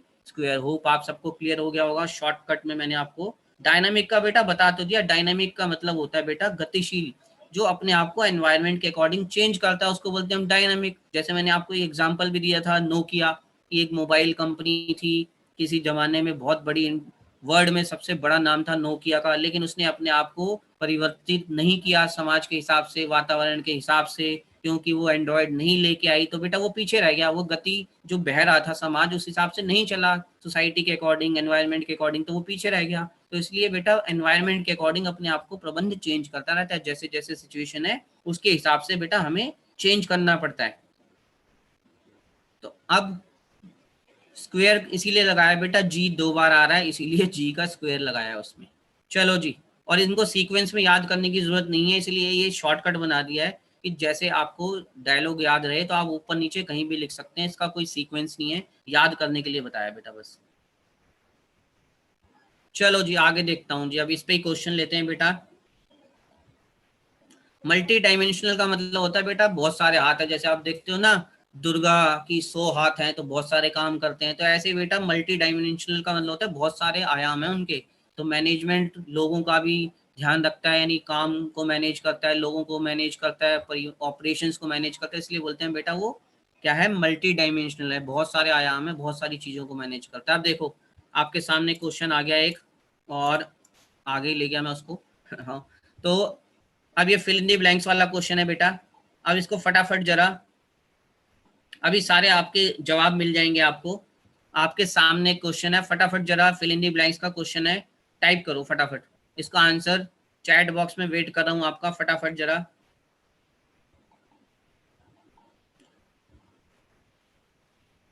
Fill in the blanks में बहुत बढ़िया आंसर आने शुरू भी हो गए।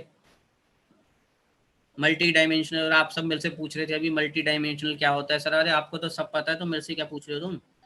बहुत बढ़िया, मल्टी डायमेंशनल, मल्टी डायमेंशनल सबके जवाब आ रहे हैं। तो जब आपको पता ही है तो इतना सारे सवाल मेरे से क्यों पूछ रहे हो आप। मल्टी डायमेंशनल का मतलब तो आपको पता ही है, बहुत बढ़िया। कनिका शर्मा, खुशी रावत, राजू बंसल, दिवांशी कैम, विशाल शर्मा, रुद्र किशन, सब ने बहुत बढ़िया। राहुल गुप्ता, स्नेहा जैन, विकास सिंह, प्रेम सुवारिया, सब ने बहुत बढ़िया, सबके करेक्ट आंसर आ रहे हैं बेटा, आप तो सारे इंटेलिजेंट हो। नाजिया खान ने लिखा है प्रोसेस, बेटा प्रोसेस इसका आंसर नहीं है, प्रोसेस तो अलग चीज थी, आपको बताया था। बहुत बढ़िया, आ जाओ जी आंसर भी देख लेते हैं। Management is a multi dimensional as it includes management of work, people and operation. तो यही बेटा मल्टी डायमेंशनल का मतलब यही है, बहुत सारे आयाम है, बहुत सारी चीजों को मैनेज कर रहा है वो लोगों को भी मैनेज करता है, काम को भी मैनेज करता है, और जितने भी ऑपरेशन है, बिजनेस को चलाना कैसे है, तो बेटा बहुत सारी चीजों को मैनेजमेंट देखता है, इसलिए हम बोलते हैं मल्टी डायमेंशनल है, उसके बहुत सारे आयाम है बेटा। बहुत बढ़िया आंसर, बहुत बढ़िया, वेरी गुड। चलो जी, अब एक और क्वेश्चन लेते हैं। Highlight the feature of the management decided by the image given here. तो आपके सामने है बेटा क्वेश्चन, अब आप जरा एक इमेज देखो ये ध्यान से। ये 3 चेहरे बने हुए नजर आ रहे हैं आपको, एरो नजर आ रहा है, टुगेदर एवरीवन अचीव्स मोर, एक डायलॉग भी लिखा हुआ है।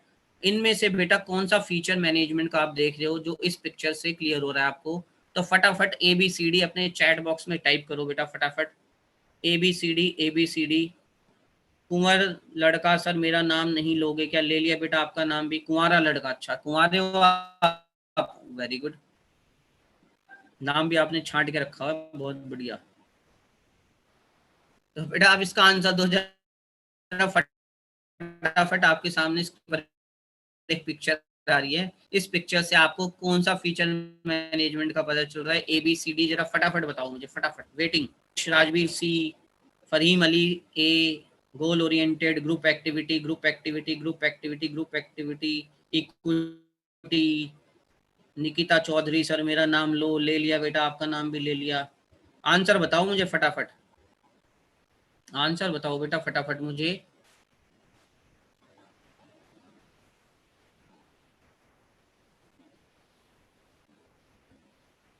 Group activity, group activity, group activity.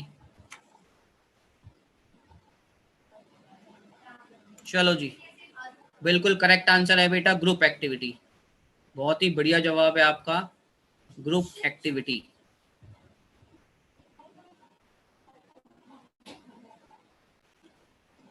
बहुत बढ़िया, इसका आंसर है बेटा ग्रुप एक्टिविटी।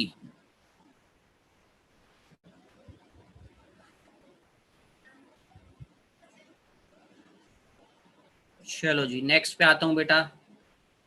बहुत बढ़िया आंसर्स, बहुत बढ़िया, करेक्ट आंसर्स, वेल डन।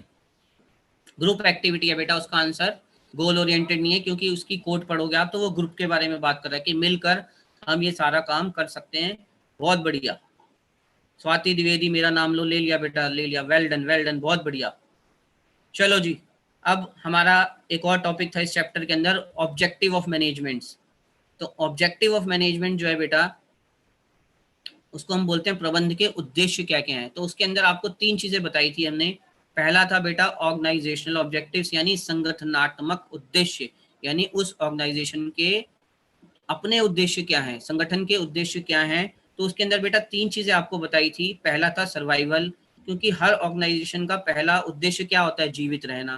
भाई हर कोई ये चाहता है आज मैंने बिजनेस स्टार्ट किया है तो मैं जिंदा रहूं, यानी हमेशा चलता रहूं, मरूं ना। जैसे आपने अकाउंटिंग में भी एक कॉन्सेप्ट पढ़ा होगा ना, गोइंग कंसर्न कॉन्सेप्ट, याद है आपको? गोइंग कंसर्न अकाउंटेंसी में हमने पढ़ा था एक, कि बिजनेस हैज इंडेफिनिट लाइफ। हम ये मान के चलते हैं कि बिजनेस हमेशा चलता रहेगा, कभी बंद नहीं होगा। तो बेटा ये वही चीज है कि हर बिजनेस ये चाहता है कि वो जीवित रहे, लगातार चलता रहे, कभी ना मरे, गोइंग कंसर्न वाला। दूसरा है बेटा प्रॉफिट, लाभ कमाना उसका मेन उद्देश्य है, क्योंकि लाभ नहीं कमाएगा तो बेटा लंबे टाइम तक कैसे जिएगा। तो लाभ कमाना भी जरूरी है। और जब वो लाभ कमाने लगेगा तो बेटा उसको ये भी आएगा कि अब मैं आगे बढ़ूं, आगे बढ़ूं और बढ़ूं। तो बेटा बढ़ोतरी भी जरूरी है। तो हर ऑर्गेनाइजेशन के बेटा 3 उद्देश्य होते हैं। एक तो वो लंबे टाइम तक चलना चाहता है, लाभ कमाना चाहता है और बिजनेस को बढ़ाना चाहता है। तो बहुत ही इंपॉर्टेंट है बेटा इसके, ये संगठनात्मक उद्देश्य बोलते हैं हम, कि प्रबंध के ऑर्गेनाइजेशनल ऑब्जेक्टिव्स हैं ये बेटा। दूसरे हमने बताए थे आपको सोशल ऑब्जेक्टिव्स होते हैं मैनेजमेंट के, नाम से पता चल रहा है सामाजिक उद्देश्य। पहला क्या होता है जी, अब समाज के लिए क्या करे बिजनेस, क्योंकि बिजनेस चल कर है, समाज के बिना क्या बिजनेस चल सकता है? नहीं चल सकता। कोई भी बिजनेस बेटा व्यापार ऐसा नहीं है जो समाज के बिना चल सकता है। इसीलिए बिजनेस को समाज के लिए भी बहुत सारे कार्य करने होते हैं। जैसे कि पहला क्या है बेटा, environment friendly methods of production, यानी उत्पादन की पर्यावरण अनुकूल पद्धति अपनाना। सबसे पहली चीज ये है कि अगर वो बिजनेस कर रहा है, प्रोडक्शन चला रहा है, तो बेटा ऐसे तरीके से प्रोडक्शन करे कि पोल्यूशन बहुत ज्यादा ना हो, वाटर पोल्यूशन ना हो, एयर पोल्यूशन ना हो, एनवायरनमेंट को नुकसान ना हो।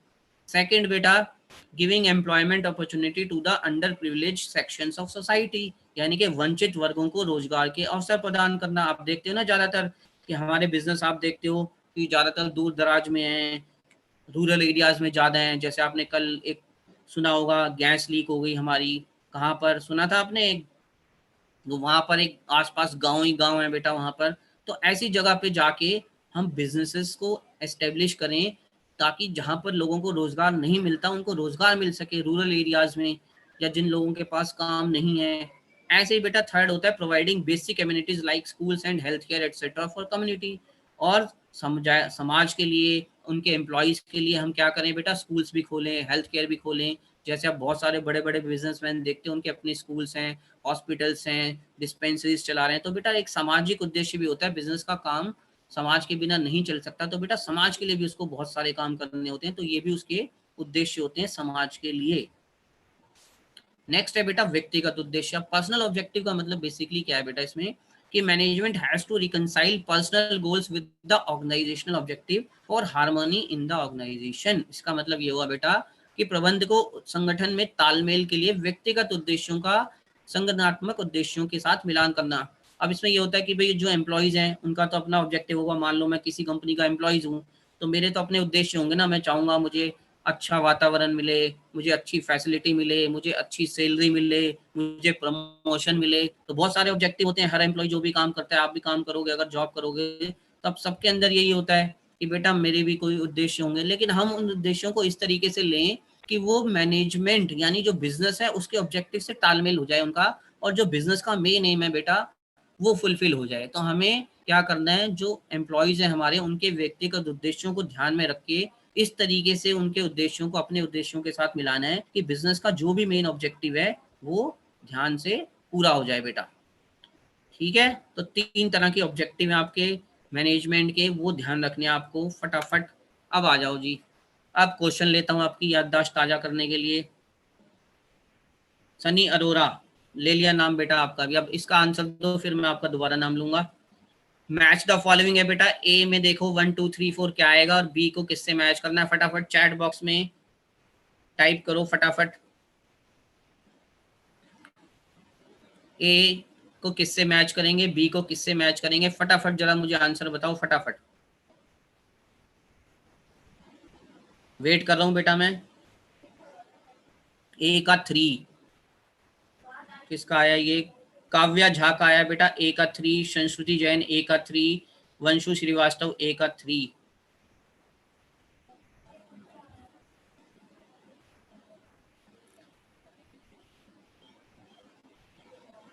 और बी का मिलाओ बेटा फटाफट। ए का 3, बी का क्या है फटाफट, बी का 4, ए का 1, बी ए का 3, ए का 3, बी का 1, मोहित कुमार, स्वाति, नेहा गुप्ता, बबलू कुमार, नरेश मेहरा, संजू देवी, फटाफट वेरी गुड आंसर। चलो जी, अब आपको आंसर दिखाई देता हूं मैं बेटा। बहुत बढ़िया जवाब, ए का 3 और बी का 1, बहुत बढ़िया आंसर आ रहे हैं, बहुत बढ़िया, वेरी गुड। ए का 3 यानी ऑर्गेनाइजेशनल ऑब्जेक्टिव, अभी आपको बताए थे सर्वाइवल, प्रॉफिट और ग्रोथ होता है। और पर्सनल ऑब्जेक्टिव का मतलब क्या है बेटा, satisfying financial, social and higher level needs of employee. अभी मैंने आपको एक्सप्लेन किया था, हर एम्प्लॉय का अपना पर्सनल ऑब्जेक्टिव होता है बेटा, तो वो उससे लिंक्ड हो गया। तो ये चीज़ें आपको ध्यान रखनी है, ये बहुत ही इंपॉर्टेंट चीज़ें हैं आपके रिवीजन के लिए। तो बहुत बढ़िया आंसर्स बेटा, बहुत बढ़िया। अब एक और देख लो फटाफट जरा, इंपॉर्टेंस ऑफ मैनेजमेंट। तो इंपॉर्टेंस ऑफ मैनेजमेंट के लिए भी बेटा मैंने शॉर्ट में आपके एक ये दिखा दिया है, एक्रोनियम्स जिसको बोलते हैं। GDP depends upon efficient society, याद करने का तरीका है बेटा ये, GDP depends upon efficient society. तो achieving group goals, dynamic organisation, G से बना दिया बेटा हमने ग्रुप गोल्स यानी अचीविंग ग्रुप गोल्स, डी से बना दिया हमने डायनामिक ऑर्गेनाइजेशन, डिपेंड से बना दिया achieving personal objectives, increasing efficiency helps in development of society. तो बेटा ये एफिशिएंट सोसाइटी, ये सब आपके शॉर्टकट में याद करने के लिए इसको बोलते हैं हम एक्रोनियम्स, यानी इंपॉर्टेंस मैनेजमेंट के हम ऐसे भी याद कर सकते हैं। पहला है आपका बेटा अचीविंग ग्रुप गोल्स, यानी प्रबंध सामूहिक लक्ष्यों को प्राप्त करने में सहायक होता है। दूसरा है सामूहिक लक्ष्यों को प्राप्त करने में सहायक होता है का मतलब वो ये कि सब जितने भी ग्रुप्स हैं हमारे एम्प्लॉयज हैं, जितने भी बिजनेस में लोग हैं, उन सबका एक ही एम होता है, एक ही लक्ष्य को प्राप्त करना है। डायनामिक ऑर्गेनाइजेशन है, ये मैं आपको बार बार बता रहा हूँ, प्रबंध गतिशील संगठन का निर्माण करता है, क्योंकि जैसे जैसे हमें चेंज चाहिए एनवायरनमेंट के अकॉर्डिंग, वैसे वैसे ये पूरी ऑर्गेनाइजेशन को चेंज करता है। प्रबंध व्यक्तिगत उद्देश्यों की प्राप्ति में सहायक होता है, अभी अभी मैंने आपको एक्सप्लेन कर दिया ये क्या चीज़ होती है। और प्रबंध प्रभावपूर्णता में भी वृद्धि करता है, एफिशिएंसी में आपको एक्सप्लेन कर चुका हूँ क्या होती है। और helps in developing of society, यानी प्रबंध समाज के विकास में भी सहायक होता है। क्योंकि जब बिजनेस डेवलप होगा, वो अच्छा डेवलप करेगा, लोगों को रोजगार देगा, समाज के लिए काम करेगा, तो बेटा सोसाइटी भी ऑटोमेटिकली डेवलप होती है। तो ये इंपॉर्टेंस को याद करने का बेटा शॉर्ट ट्रिक है आपकी, इसको भी देख लेना, एक्रोनियम्स को याद कर लेना, इसको सारी चीजें मैं ऑलरेडी एक्सप्लेन कर चुका हूँ आपको। फिर हमने एक पढ़ा था बेटा मैनेजमेंट आर्ट है या साइंस है। तो मैनेजमेंट एक कला है, ये हम पढ़ चुके हैं, प्रबंध एक कला होती है। इसको याद करने का तरीका शॉर्ट में CAT कैट, कैसे बेटा, कैट सी से हमने बना दिया क्रिएटिविटी, ए से बना दिया हमने एप्लीकेशन, टी से बना दिया बेटा थ्योरेटिकल नॉलेज। तो याद करने का तरीका है शॉर्ट में कैट, based on practice and creativity, यानी जो मैनेजमेंट होता है बेटा वो किस पर बेस्ड है, प्रैक्टिस और क्रिएटिविटी पे, या हम बोलते हैं हिंदी में व्यवहार और रचनात्मकता पर। यानी हमने जो प्रैक्टिस की है बार बार, यानी मैनेजमेंट इतने टाइम से चल रहा है, उन लोगों ने जो डेली रूटीन में इतना काम किया, प्रैक्टिस की, और जो भी उनके अंदर क्रिएटिविटी है उस पर आधारित होता है मैनेजमेंट, क्योंकि हर किसी को अपनी प्रैक्टिस से और क्रिएटिविटी से बहुत सारी चीज़ें देखने को मिलती है मैनेजमेंट में। और पर्सनलाइज एप्लीकेशन है, क्योंकि व्यक्तिगत योग्यता जो भी आपकी होगी उसके अनुसार ही आप उसका यूज़ कर सकते हो मैनेजमेंट में, हर कोई अलग अलग तरह के गुण रखता है। और थर्ड है बेटा एग्जिस्टेंस ऑफ थ्योरेटिकल नॉलेज, तो सैद्धांतिक ज्ञान का होना भी ज़रूरी है कला के लिए। सैद्धांतिक मतलब हम पढ़ते हैं ना सिद्धांत, जैसे आपने अकाउंटिंग के सिद्धांत पढ़े होंगे, प्रिंसिपल्स, तो वो सारी चीज़ें बेटा इसके अंदर आती हैं। तो इसीलिए हम बोलते हैं कि मैनेजमेंट एक कला है, क्योंकि उसके अंदर ये सारी चीज़ें होती हैं। कैट हम याद कर सकते हैं इसको शॉर्ट में। ऐसे हम बोलते हैं मैनेजमेंट एज ए साइंस भी है, प्रबंध एक विज्ञान भी है। तो उसको याद करने का तरीका है बेटा यूएसपी। यू मतलब यूनिवर्सल वैलिडिटी, एस मतलब systematic body of knowledge, P का मतलब है प्रिंसिपल बेस्ड और एक्सपेरिमेंटेशन। तो बेटा यूनिवर्सल वैलिडिटी का मतलब ये है कि मैनेजमेंट क्या है, यूनिवर्सल वैलिड है, क्योंकि हर जगह इसकी वैलिडिटी मानी गई है। और सिस्टमैटिक बॉडी ऑफ नॉलेज है, क्रमबद्ध ज्ञान समूह है ये, क्योंकि इसमें हम सिस्टमैटिक तरीके से नॉलेज एक्वायर करते हैं। जैसे जैसे हम मैनेजमेंट करेंगे तो बहुत सारी चीज़ें हमें सिस्टमैटिक रूप से मिलती हैं। और इसमें जो प्रिंसिपल्स हैं बेटा वो एक्सपेरिमेंट बेस पे सारे बनाए गए हैं। जो आपने फ्योल और टेलर के प्रिंसिपल पढ़े होंगे, उन्होंने एक्सपेरिमेंट किए थे, उस पर वो सारे प्रिंसिपल्स बने हुए हैं। तो साइंस में भी ये सारी चीज़ें होती हैं, इसीलिए हम प्रबंध को विज्ञान के रूप में भी देखते हैं। तो क्वेश्चन आपका कई बार आ जाता है कि प्रबंध कला है या विज्ञान है, तो बेटा दोनों है वो। और आप तीनों तीनों कैरेक्टरिस्टिक्स दोनों की लिख के आ जाना कि इसीलिए प्रबंध विज्ञान और कला दोनों है। चलो जी, अब एक क्वेश्चन लेता हूँ बेटा इसका आपके ऊपर फटाफट। अब अरिजीत सिंह और हनी सिंह, इनका नाम तो आपने सुना ही होगा, ऐसा तो हो नहीं सकता सर पढ़ें या ना पढ़ें सर, लेकिन फिल्में और गाने तो सर हम सब सुनते हैं। तो बेटा अरिजीत सिंह और हनी सिंह के बारे में क्वेश्चन बना दिया मैंने आपका, कि आपने देखा कि the style of singing of Arijit Singh and Honey Singh are to each other, how they acquire same knowledge of ragas, identify the feature और डिस्कस्ड अबव। अब आप देखते हो भाई अरिजीत सिंह कितना बढ़िया सिंगर है, क्लासिकल इतने अच्छे अच्छे गाने आते हैं, और हनी सिंह जो है वो पॉप रैप गाता है ज़्यादातर। दोनों में कितना डिफरेंस है सिंगिंग स्टाइल का, लेकिन फिर भी उन्होंने एक ऐसी नॉलेज एक्वायर की है, सेम नॉलेज किसकी, राग, क्योंकि आपने राग सुने होंगे, म्यूजिक में बहुत इंपॉर्टेंट होते हैं राग। तो इन्होंने राग का ज्ञान तो लिया ही है। अब वो अलग स्टाइल में गा रहा है, ये अलग स्टाइल में गा रहा है, तो आपको ये बताना है फीचर ऑफ मैनेजमेंट कौन सा डिस्कस किया गया है इसमें। तो बेटा फटाफट ABCD कौन सा आंसर है आपका, बताओ जरा फटाफट। दोनों ने राग सीखे, लेकिन दोनों का सिंगिंग स्टाइल अलग अलग है बेटा, फटाफट। Rishabh Kumari D D D D, Asha Guti D D D D D D, बहुतों के डी आ रहे हैं। बहुत बढ़िया बेटा, बहुत अच्छे तरीके से आप समझ गए इस चीज को कि पर्सनलाइज एप्लीकेशन है बेटा, कि राग तो दोनों ने सीखे, लेकिन उसका यूज कैसे कर रहे हैं वो अलग तरीके से कर रहा है क्लासिकल में, और ये बेटा पॉप स्टार बन गया, रैप गा रहा है। तो ये होता है बेटा पर्सनलाइज्ड एप्लीकेशन। बहुत बढ़िया आंसर आपका, पर्सनलाइज्ड एप्लीकेशन, बहुत बढ़िया, वेरी गुड आंसर बेटा। चलो जी एक और देखते हैं। In order to become a lawyer, one has to register himself as a member of Bar Council of India. Which feature of profession is being revealed? तो बेटा ये एक प्रोफेशन के बारे में है क्वेश्चन, क्योंकि प्रोफेशन में ये भी हम आपको बता चुके हैं प्रोफेशनल्स कौन होते हैं। जैसे आपको बताया था CA हो गए, CS हो गए, ICW हो गए, डॉक्टर्स हो गए, लॉयर्स हो गए, बेटा इनको हम बोलते हैं प्रोफेशन। तो एक क्वेश्चन हम ये भी पढ़ते हैं कि मैनेजमेंट क्या प्रोफेशन है, तो एक उसी से रिलेटेड बेटा क्वेश्चन है ये, कि अगर मान लो कोई लॉयर बनना चाहता है तो उसको रजिस्ट्रेशन करवाना पड़ता है अपना बार काउंसिल ऑफ इंडिया में, यानी मेंबरशिप लेनी पड़ती है उसको, अगर उसको मेंबर बनना है यानी प्रैक्टिस करनी है। तो इसमें बेटा प्रोफेशन का कौन सा कैरेक्टरिस्टिक आपको लग रहा आया है? एथिकल कोड ऑफ कंडक्ट है, रेस्ट्रिक्टेड एंट्री है, सर्विस मोटिव है, या प्रोफेशनल एसोसिएशन है? बेटा फटाफट आंसर दो, वेट कर रहा हूं मैं। और बहुत ही बढ़िया आंसर आने भी लग गए, बहुत बढ़िया।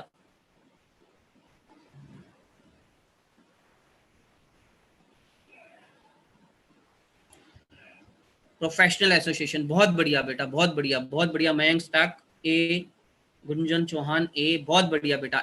डी आंसर है, क्योंकि वो एक प्रोफेशनल बॉडी है तो उसमें रजिस्ट्रेशन करवाना जरूरी होता है बेटा। तो इसीलिए हम बोलते हैं कि क्या है, प्रोफेशन में प्रोफेशनल एसोसिएशंस में हम रजिस्ट्रेशन करवाएंगे तभी हम एज ए लॉयर कहलाएंगे, अदरवाइज नहीं।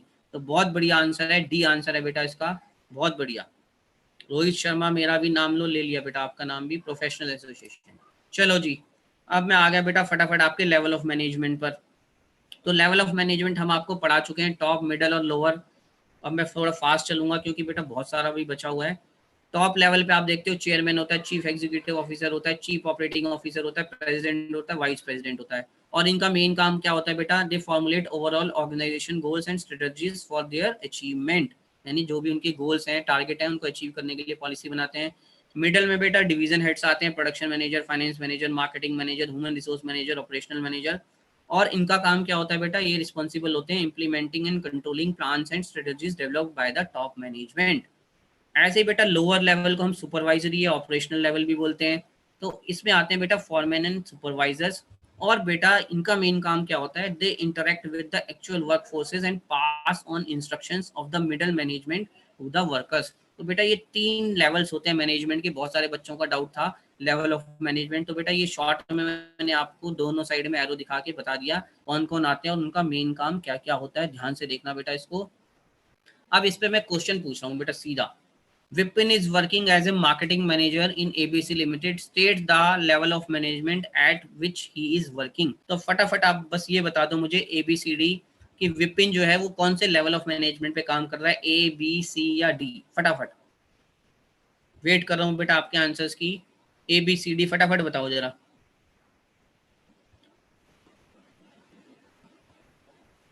फटाफट वेट कर रहा हूँ मैं आपके आंसर्स का, फटाफट बताओ जरा।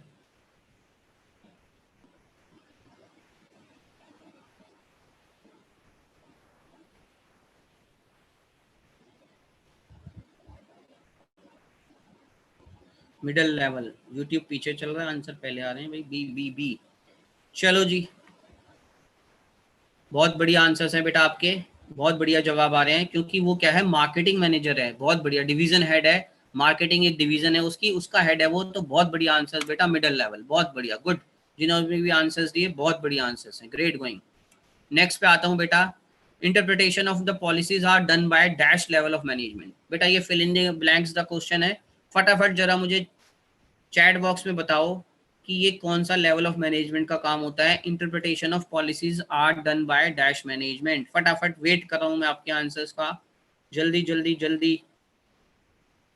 Interpretation of the policies are done by dash level of management. जल्दी से आंसर दो बेटा। सर सबका नाम ले रहा हूँ बेटा, जिसका भी नाम नजर आ रहा है मुझे सबका नाम ले रहा हूँ। अब मेरी आंखें जो है इतनी चैट इतनी फास्ट चल रही है कि मैं पकड़ ही नहीं पा रहा। स्पीड बढ़ानी पड़ेगी मुझे आंखों की अपनी।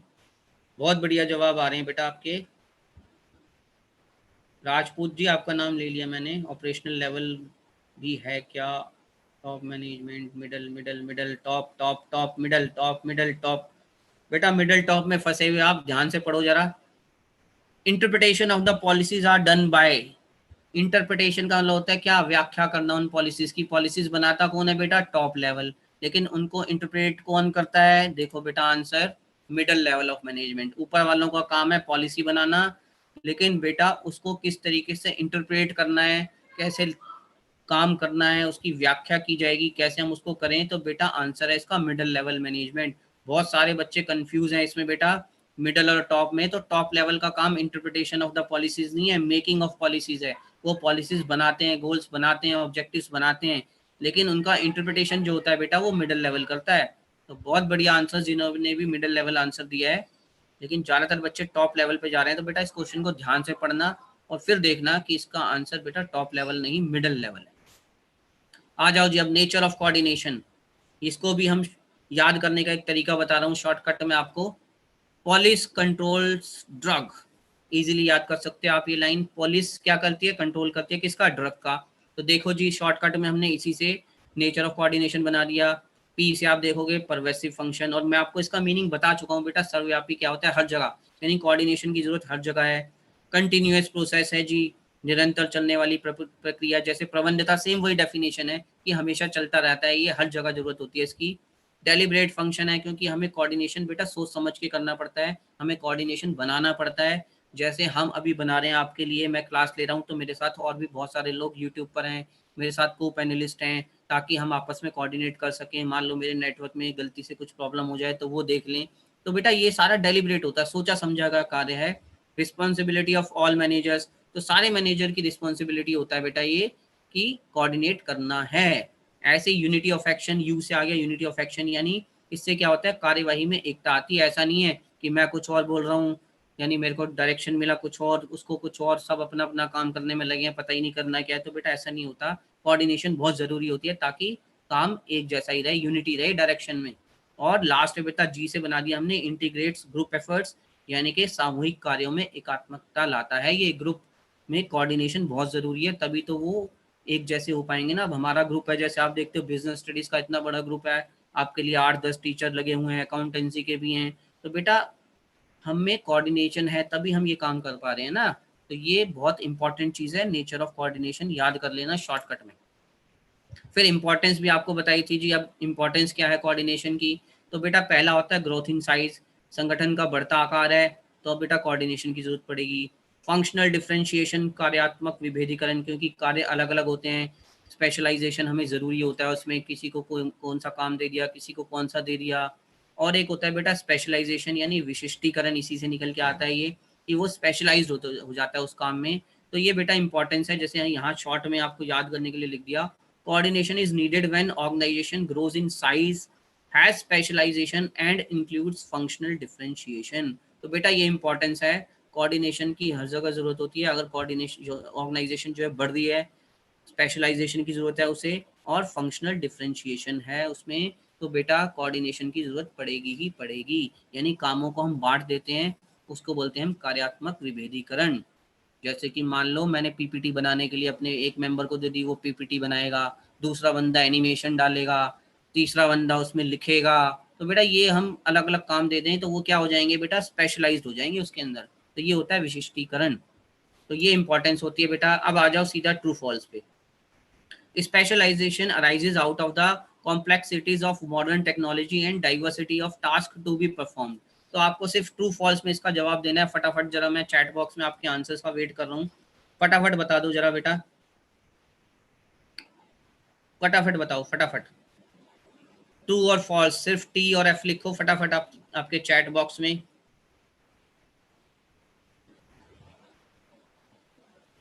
फटाफट फटाफट चैट बॉक्स में ट्रू और फॉल्स आंसर आने शुरू हो गए। Sanskriti Jain true, Sukriti Jain Rawati, Sukrit Rawati, T T T T T T T T T T T T T, चलो जी, टी टी टी टी, अभी तक किसी का एफ एफ नहीं आया। तो बहुत बढ़िया बेटा, बिल्कुल सही जवाब है आपका। जितने भी बच्चे आंसर्स दे रहे हैं बहुत सही, ट्रू है इसका आंसर, क्योंकि वहीं पर स्पेशलाइजेशन आता है बेटा, जहाँ पर डिफरेंट कॉम्प्लेक्सिटीज होती हैं टेक्नोलॉजी की वजह से, और डाइवर्सिटी होती है, काम में बहुत ज़्यादा डिफरेंस होता है, जैसे मैंने आपको अभी एग्जाम्पल दिया। बहुत बढ़िया, ट्रू आंसर है जी इसका। अब एक ये देखो जी, आपके सामने पिक्चर है, इसका भी आंसर दो फटाफट।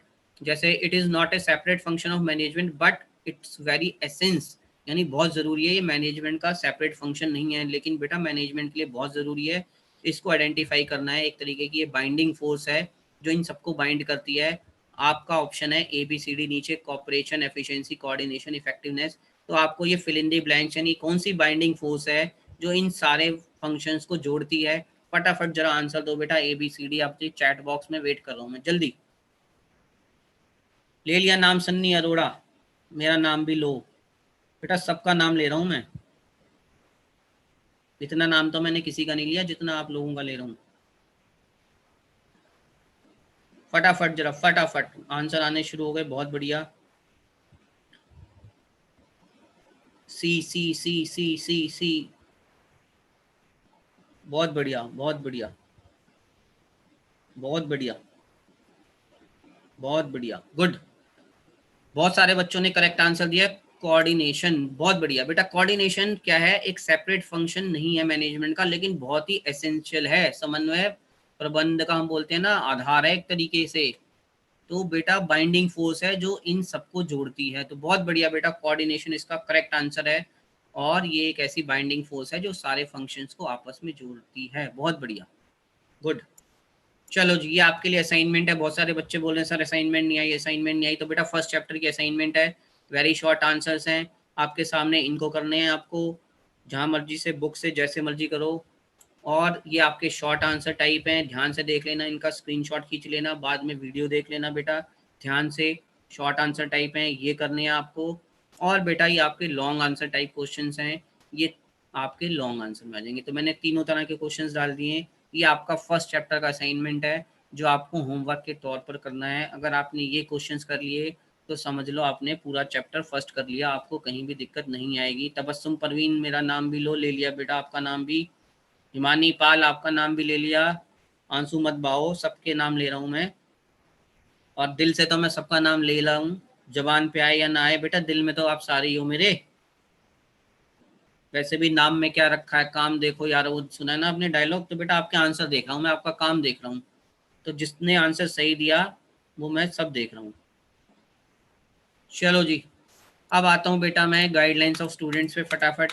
तो गाइडलाइंस बेटा ये वही हैं जो मैं आपको बार बार बता रहा हूँ, इन सबको आपको ध्यान से देख लेना। क्लास शेड्यूल आ चुका है, असाइनमेंट आ गई हैं आपकी, आ रही हैं, रिकॉर्डेड सेशन आपके सारे हैं। उसमें डाउट फिर भी कुछ हो क्लास के बारे में, कोई टॉपिक समझ ना आ रहा हो, तो सबमिट डाउट पे जाके दबाओ बटन, और अपने दोस्तों को बता दो बेटा उनके मोबाइल पर यूज़र नेम पासवर्ड आ चुका है, वहीं से आए हुए अकाउंट में। और अगर फिर भी कोई दिक्कत है तो ये ईमेल आईडी है, यहाँ जाके आप मेल करो, आपके सारे डाउट क्लियर हो जाएंगे। ठीक है जी। लो जी, नेक्स्ट चैप्टर कौन सा, एक बच्चा पूछ रहा है। तो बेटा सेकंड चैप्टर है प्रिंसिपल ऑफ मैनेजमेंट, प्रबंध के सिद्धांत। तो प्रबंध के सिद्धांत आ जाओ जी, ये हम इसमें पढ़ेंगे सारे। मैनेजमेंट का कॉन्सेप्ट है, सिग्निफिकेंस है, फ्यूल्स के प्रिंसिपल आपको बता दिए थे, और टेलर के साइंटिफिक मैनेजमेंट प्रिंसिपल्स और टेक्निक्स आपको बता दी थी बेटा, और फ्यूल और टेलर का कंपैरिजन, ये सारा आपके सिलेबस में है इस चैप्टर में, जो हम देखते हैं फटाफट। और ये आपका माइंड मैप है जो मैं आपको बता रहा हूँ, पूरे चैप्टर का शॉर्ट में दिया गया है, आप अपने हाथ से खुद बनाना इसको बेटा देख के, तो आपको पूरा चैप्टर रिवाइज हो जाएगा। यहाँ पर प्रिंसिपल्स की डेफिनेशन, उसका नेचर बताया गया है, उनकी इम्पोर्टेंस बताई गई है, उसके जितने भी प्रिंसिपल्स हैं 14 वो बताए गए हैं। ऐसे ही फ्यूल और टेलर में जो डिफरेंस है वो बताया गया है। साइंटिफिक मैनेजमेंट के जो प्रिंसिपल्स हैं बेटा वो बताए गए हैं, उनकी टेक्निक्स बताई गई हैं। तो इस माइंड मैप में पूरा चैप्टर है आपका, तो इसको ध्यान से देखना बेटा, और खुद हाथ से बनाना अपने, दोबारा देख के इसको, तो आपको पूरा क्लियर हो जाएगा रिवीजन के टाइम पे, बिल्कुल क्लियर हो जाएगा। चलो जी, अब 14 प्रिंसिपल थे सर, इतने सारे प्रिंसिपल कैसे याद रहेंगे। तो बेटा इसके लिए भी आपके लिए हमने एक शॉर्ट में एक्रोनिम्स बना दिया, देखो आप आपके सामने, Fayol's principle of management, DAD, आप पूछ रहे हो DAD U C U S S R, यानी कि आपने पूछा DAD U C U S S R, यानी आपने ये देखा है, क्वेश्चन मार्क लगा दिया, तो जवाब आया ओ आई सी। तो बेटा इसी को याद कर लो, बस आपके फ्यूल्स के प्रिंसिपल याद हो गए। आप देखो इसी से हमने 14 प्रिंसिपल बना दिया आपके। डी से क्या बन गया, डिवीजन ऑफ वर्क, कार्य विभाजन, की कार्य का विभाजन होना चाहिए सब वर्कर्स के अंदर, पहला प्रिंसिपल फ्यूल का ये था। दूसरा है जी, ए से बना दिया हमने अथॉरिटी एंड रिस्पॉन्सिबिलिटी, कि भाई किसी को अधिकार दोगे तो उसके साथ साथ उत्तरदायित्व भी निर्धारित कर दो, ऐसा ना हो अधिकार देने पर क्या हो जाए, वो अपने उत्तरदायित्व भी भूल जाए, इतने ज्यादा अधिकार मिल जाए कि उसको कोई चिंता ही ना रहे कि मेरे पास ये सारी पावर आ गई, जवाब तो मुझे देना नहीं। तो बेटा जवाबदेही भी निर्धारित करनी पड़ती है, तो अधिकार के साथ साथ उत्तरदायित्व भी होने चाहिए, उसके रिस्पॉन्सिबिलिटी भी फिक्स होनी चाहिए अगर पावर दी है तो। डी से बन गया बेटा डिसिप्लिन, तो अनुशासन तो सबसे जरूरी है, अनुशासन के बिना तो बेटा कुछ हो ही नहीं सकता, तो डिसिप्लिन पूरी ऑर्गेनाइजेशन में जरूरी है। फिर हमने बना दिया बेटा यू से unity of command, unity of command का मतलब है आदेश की एकता, की आदेश सिर्फ एक ही कमांडर होना चाहिए, एक ही से आदेश मिलने चाहिए, दो कमांडर ना हो, एक उसकी बात मान रहा है एक उसकी बात मान रहा है, कंफ्यूज है, तो आदेश बेटा एक ही से मिलना चाहिए, यानी कमांडर एक ही होना चाहिए। फिर हमने बना दिया बेटा सी से सेंट्रलाइजेशन एंड डिसेंट्रलाइजेशन, केंद्रीकरण एवं विकेंद्रीकरण। तो केंद्रीकरण और विकेंद्रीकरण क्या होता है जी, बहुत सारे बच्चे पूछेंगे। तो सेंट्रलाइज, जैसे आप देखते हो सेंट्रल गवर्नमेंट है, एक हमारी स्टेट गवर्नमेंट्स हैं, तो बेटा सेंट्रलाइज मतलब सेंट्रल गवर्नमेंट है सारा वही चला रही है एक तरीके से, केंद्रीकरण यानी पावर एक के पास ही है, वही सारे डिसीजन लेता है। और डिसेंट्रलाइजेशन का मतलब है हमने कुछ पावर नीचे ट्रांसफर कर दी अपनी, डिसेंट्रलाइजेशन बेटा उसको बोलते हैं। जैसे हमने स्टेट्स को भी पावर दे दी कि वो स्टेट्स अपने स्टेट्स के बारे में देखेंगे, ताकि इनके ऊपर ज़्यादा बोझ ना रहे केंद्र को, तो इसीलिए हमने विकेंद्रीकरण। तो केंद्रीकरण मतलब एक के पास ही पावर है सारी की सारी सेंट्रल, और सेंट्रल को हम डिसेंट्रलाइज कर देते हैं कि भाई हमने पावर का नीचे ट्रांसफर कर दिया, ताकि वो लोग अपने तरीके से अपना काम देख लें, सारा बर्डन एक ही के ऊपर ना पड़े। फिर बेटा यू से हो गया यूनिटी ऑफ डायरेक्शन, की निर्देश की एकता होनी चाहिए, यानी डायरेक्शन जो है एक ही जगह हो, जो भी निर्देश मिल रहा है वो एक ही डायरेक्शन में हो, जो काम बोला है वो एक ही जगह पे जाए। फिर आ गया बेटा subordinate of individual interest to general interest, यहाँ लिखने की जगह नहीं थी इसलिए मैंने नीचे लिख दिया हिंदी में, सामूहिक हितों के लिए व्यक्तिगत हितों का समर्पण, यानी मुझे क्या करना है, एम्प्लॉयज जो हैं उनके अपने व्यक्तिगत हित होते हैं बहुतों के, कि भाई मेरे को पर्सनल बेनिफिट मिले, लेकिन हमें बेटा ये करना है कि उनके व्यक्तिगत हितों को ध्यान में रखना है, लेकिन उनको सबको मिला के हमें सामूहिक हितों को देखना है कि सबके लिए क्या बेनिफिशियल है, तो जो सबके हिसाब से हो उसी हिसाब से हमें काम करने हैं। फिर हमने पढ़ा बेटा एक स्केलर चैन, बहुत इंपॉर्टेंट है ये सोपान श्रृंखला, जो ये बताती है कि क्या होता है, आदेश ऊपर से नीचे की तरफ आते हैं तो उसको बोलते हैं हम स्केलर चैन, कि आदेशों का ऊपर से नीचे की तरफ आना। फिर है बेटा रेम्यूनरेशन ऑफ एम्प्लॉयज, यानी कर्मचारियों का प्रतिफल बराबर होना चाहिए, जिसका जो काम है उसके हिसाब से उसको मिले पैसा और सबको लगभग बराबर प्रतिफल मिले, उसमें भेदभाव ना हो।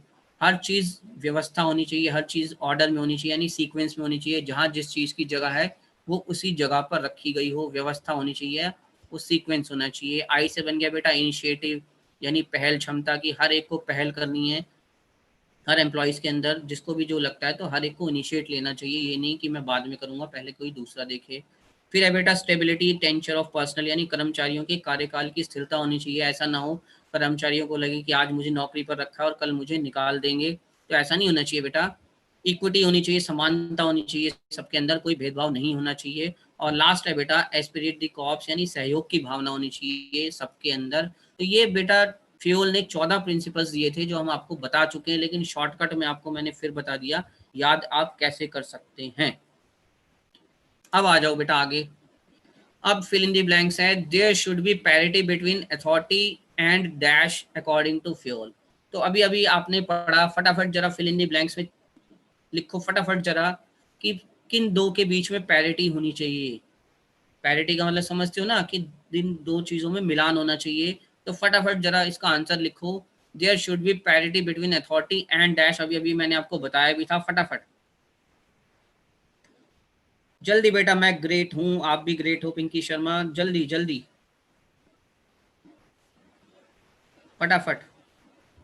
बेटा अभी क्लियर हो जाएंगे आपके क्वेश्चंस, करो आपके सारे प्रिंसिपल, जो भी डाउट है आपके प्रिंसिपल्स वाले क्लियर हो जाएंगे फटाफट। रिस्पॉन्सिबिलिटी रिस्पॉन्सिबिलिटी आंसर आने शुरू हो गए, रिस्पॉन्सिबिलिटी रिस्पॉन्सिबिलिटीज, बहुत सारे बच्चों के आंसर आ गए, बहुत बढ़िया बेटा, बहुत बढ़िया, गुड। जिन्होंने भी दिया आंसर रिस्पॉन्सिबिलिटी है, क्योंकि मैंने आपको बताया था ना कि भाई जब हम किसी को पावर देते हैं तो बेटा उसकी रिस्पॉन्सिबिलिटी भी फिक्स करनी पड़ती है, क्योंकि अगर हम किसी को पावर दे दें और उसकी रिस्पॉन्सिबिलिटी फिक्स ना करें तो बेटा वो पावर का मिसयूज ही करेगा। तो इसीलिए उसकी उत्तरदायित्व भी निर्धारण करना जरूरी होता है कि बेटा आपको पावर तो दे दी, लेकिन रिस्पॉन्सिबिलिटी भी है आपकी कि ये अगर कुछ गड़बड़ हुई तो आप जिम्मेदार होगे। तो इसीलिए बेटा अथॉरिटी के साथ रिस्पॉन्सिबिलिटी भी जरूरी है। बहुत बढ़िया आंसर्स। फिर सेकंड है बेटा the formal lines of authority from higher to lowest rank are known as dash. अभी मैंने आपको एक प्रिंसिपल ऑफ मैनेजमेंट बताया था, फिल इन द ब्लैंक्स में इसका आंसर दो जरा फटाफट मुझे। The formal lines of authority from highest to lowest ranks are known as, फटाफट जरा फटाफट।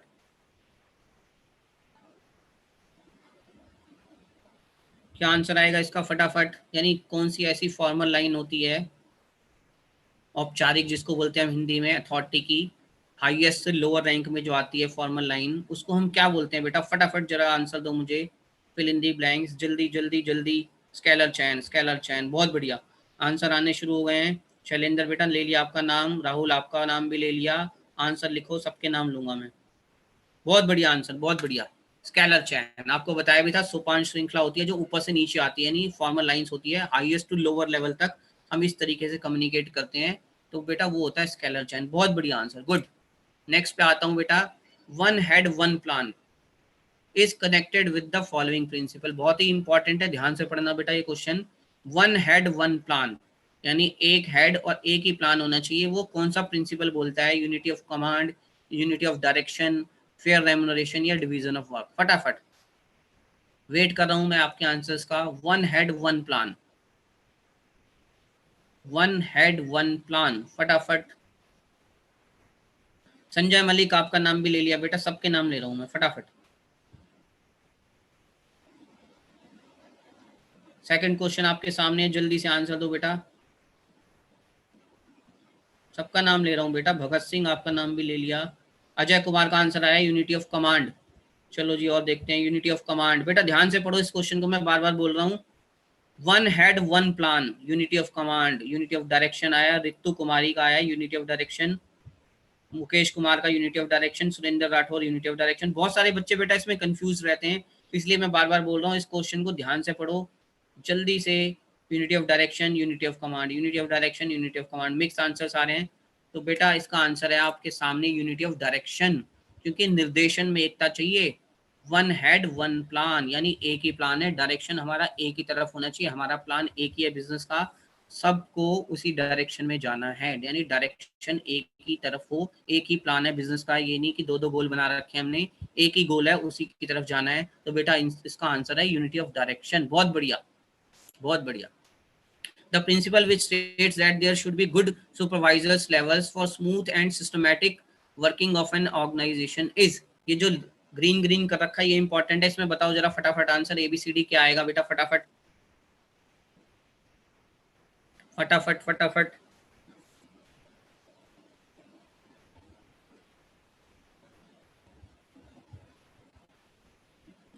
नेक्स्ट क्वेश्चन आपके सामने है, फटाफट जरा बताओ।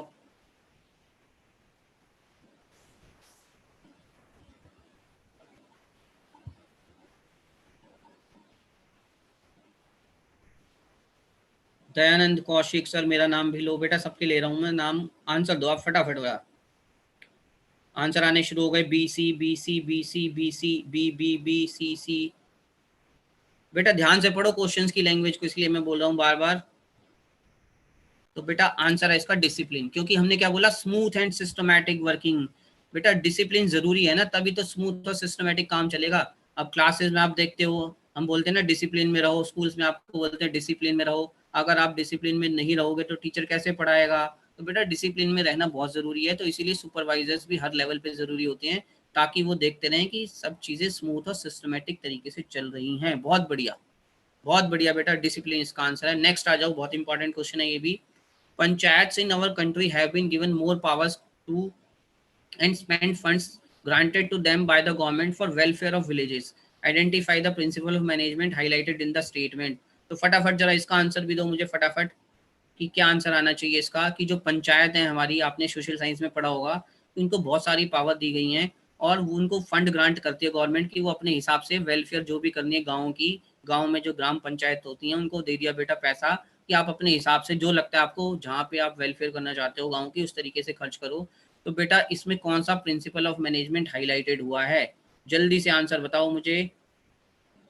ऑर्डर नहीं है बेटा, वो ऑर्डर का मतलब ये होता है हर चीज़ को सिस्टमेटिक तरीके से रखना, जैसे औजारों को, जहाँ जो चीज़ होनी चाहिए, बुक्स हैं अलमारी में होनी चाहिए, तो बेटा वो चीज़ अलग है।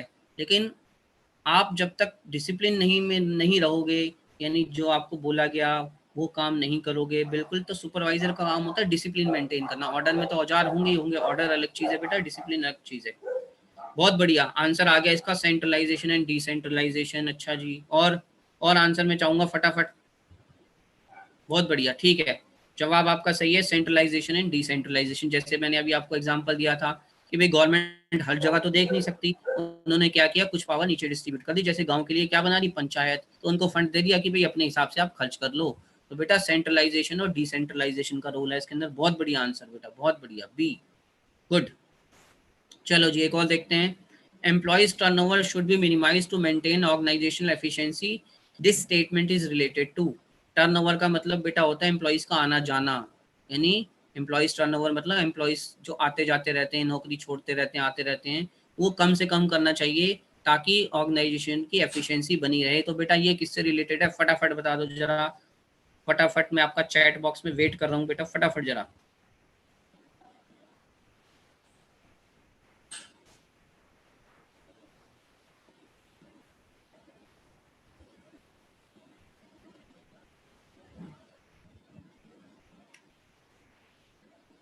नेक्स्ट क्वेश्चन आपके सामने है बेटा, जल्दी से, स्टेबिलिटी ऑफ पर्सनल। बहुत बढ़िया, बहुत बढ़िया, आंसर आने शुरू हो गए हैं, बहुत बढ़िया जवाब,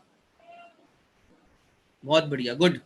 तो बेटा एम्प्लॉइज टर्नओवर यानी एम्प्लॉइज का आना जाना कम से कम होना चाहिए, क्यों, उसका कौन सा प्रिंसिपल उससे रिलेटेड है, स्टेबिलिटी ऑफ पर्सनल, यानी ये स्टेटमेंट रिलेटेड है स्टेबिलिटी ऑफ पर्सनल से, कि जो एम्प्लॉइज हैं उनको ये डर ना हो कि हमारी नौकरी चली जाएगी, उनको लॉन्ग रन तक रखा जाएगा। तो बहुत बढ़िया आंसर बेटा, स्टेबिलिटी ऑफ पर्सनल ही इसका आंसर है, गुड आंसर्स। नेक्स्ट पे आता हूँ बेटा, which principle prevents dual subordination.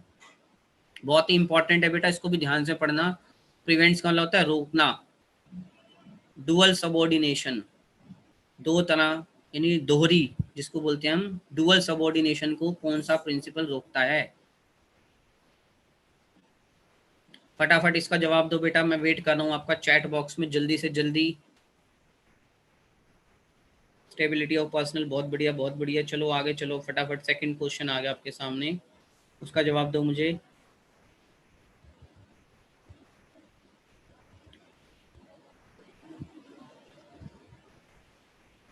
Bablu Chaudhary, मेरा नाम भी लो, ले लिया बेटा आपका नाम भी। जल्दी जल्दी, अब सेकंड क्वेश्चन आपके सामने, आंसर आने शुरू हो गए। Unity of command, unity of command, unity of direction. बेटा इनमें बच्चे बहुत कंफ्यूज रहते हैं, unity of command, unity of direction में। ध्यान से देखो, इसका आंसर है बेटा यूनिटी ऑफ कमांड। बहुत बढ़िया, क्योंकि कमांड एक से ही मिलनी चाहिए, यानी कमांडर एक ही होना चाहिए, दो दो के अंडर में ना हो वो बंदा, एक से ही उसको डायरेक्शन मिले, यानी सॉरी कमांड मिले, तो हम बोलते हैं यूनिटी ऑफ कमांड।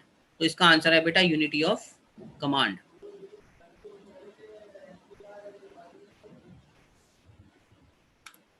अब आ जाओ बेटा प्रिंसिपल ऑफ साइंटिफिक मैनेजमेंट। तो ये आपको बताया था कि इसके अंदर क्या था बेटा, कि science leads to development by harmony and cooperation. इसका भी एक्रोनियम्स बना दिया आपके लिए। तो एक्रोनियम्स को आप इस तरीके से याद कर लेना, आपके लिए शॉर्ट ट्रिक है बस, ये और कुछ नहीं है। Science not the rule of thumb, यानी विज्ञान पद्धति ना कि अंगूठा टेक नियम है। Development of each person to his or her greatest efficiency, यानी आधिकारिक क्षमता एवं समृद्धि के लिए विकास। हार्मोनी नॉट डिस्कार्डेड, यानी सहयोग ना कि टकराव। और कॉपरेशन नॉट इंडिविजुअलिज्म, यानी सहयोग ना कि व्यक्तिवाद। तो ये आपको हम सब बता चुके हैं बेटा लास्ट क्लास में। ये आपको शॉर्टकट में बस एक्रोनियम्स बता रहे हैं हम, याद करने के लिए। आप कैसे याद कर सकते हो इनको, तो बेटा इनको याद कर लेना ध्यान से जरा। ऐसे ही बेटा टेलर्स की जो टेक्निक्स थी साइंटिफिक मैनेजमेंट की, उनको याद करने के लिए शॉर्ट ट्रिक है, my sweet simple mother and father taught tailors different functions. तो ये याद कर सकते हो आप इसको इजीली इस लाइन से। एम से बन गया बेटा मोशन स्टडी, यानी गति का अध्ययन किया जाता है। एस से हो गया स्टैंडर्डाइजेशन एंड सिंप्लीफिकेशन हो गया बेटा। एम से हो गया मेथड स्टडी, एफ से हो गया फटीक स्टडी, टी से हो गया टाइम स्टडी, डी से हो गया differential piece wage system, functional foremanship हो गया कार्यात्मक। तो इन सबको हम वैसे बता चुके हैं आपको। गति अध्ययन में उसकी स्पीड चेक की जाती है, स्टैंडर्डाइजेशन और सिंप्लीफिकेशन आपको बता चुके हैं क्या होता है, कार्य पद्धति यानी किस तरीके से काम करना है, एम्प्लॉयज कितना थकता है, कितने टाइम पर वो किस तरीके से वो देखना है, कितने टाइम बाद वो थक जाता है, कितने घंटे में वो काम करता है, और हर एम्प्लॉयज़ को किस तरीके से अलग अलग मजदूरी अगर हम रखें काम की एफिशिएंसी को देख के तो क्या होगा। और फंक्शनल फोरमैनशिप आपको बताई दी थी कि स्पेशलाइज करने के लिए काम को अलग अलग बांट दिया जाता है।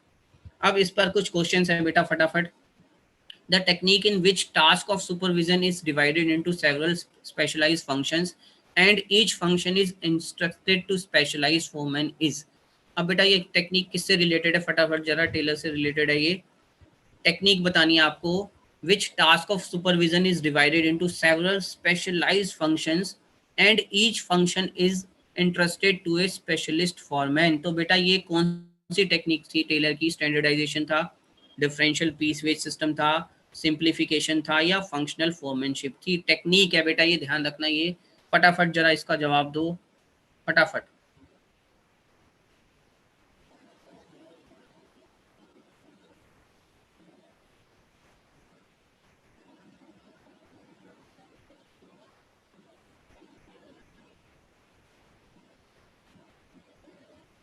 आंसर आने शुरू हो गए हैं, डी। बहुत बढ़िया बेटा, डी ही है इसका आंसर, बहुत बढ़िया, गुड।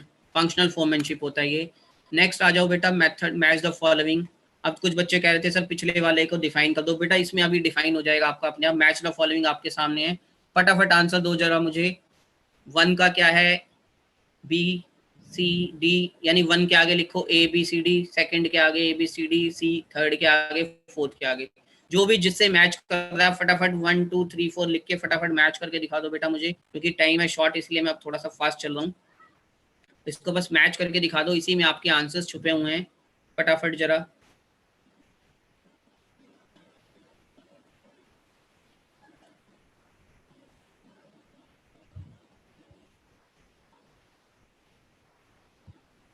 लो जी, आंसर भी मैं आपको दिखा देता हूँ इसका। फर्स्ट का डी, सेकंड का ए, थर्ड का बी, फोर्थ का सी।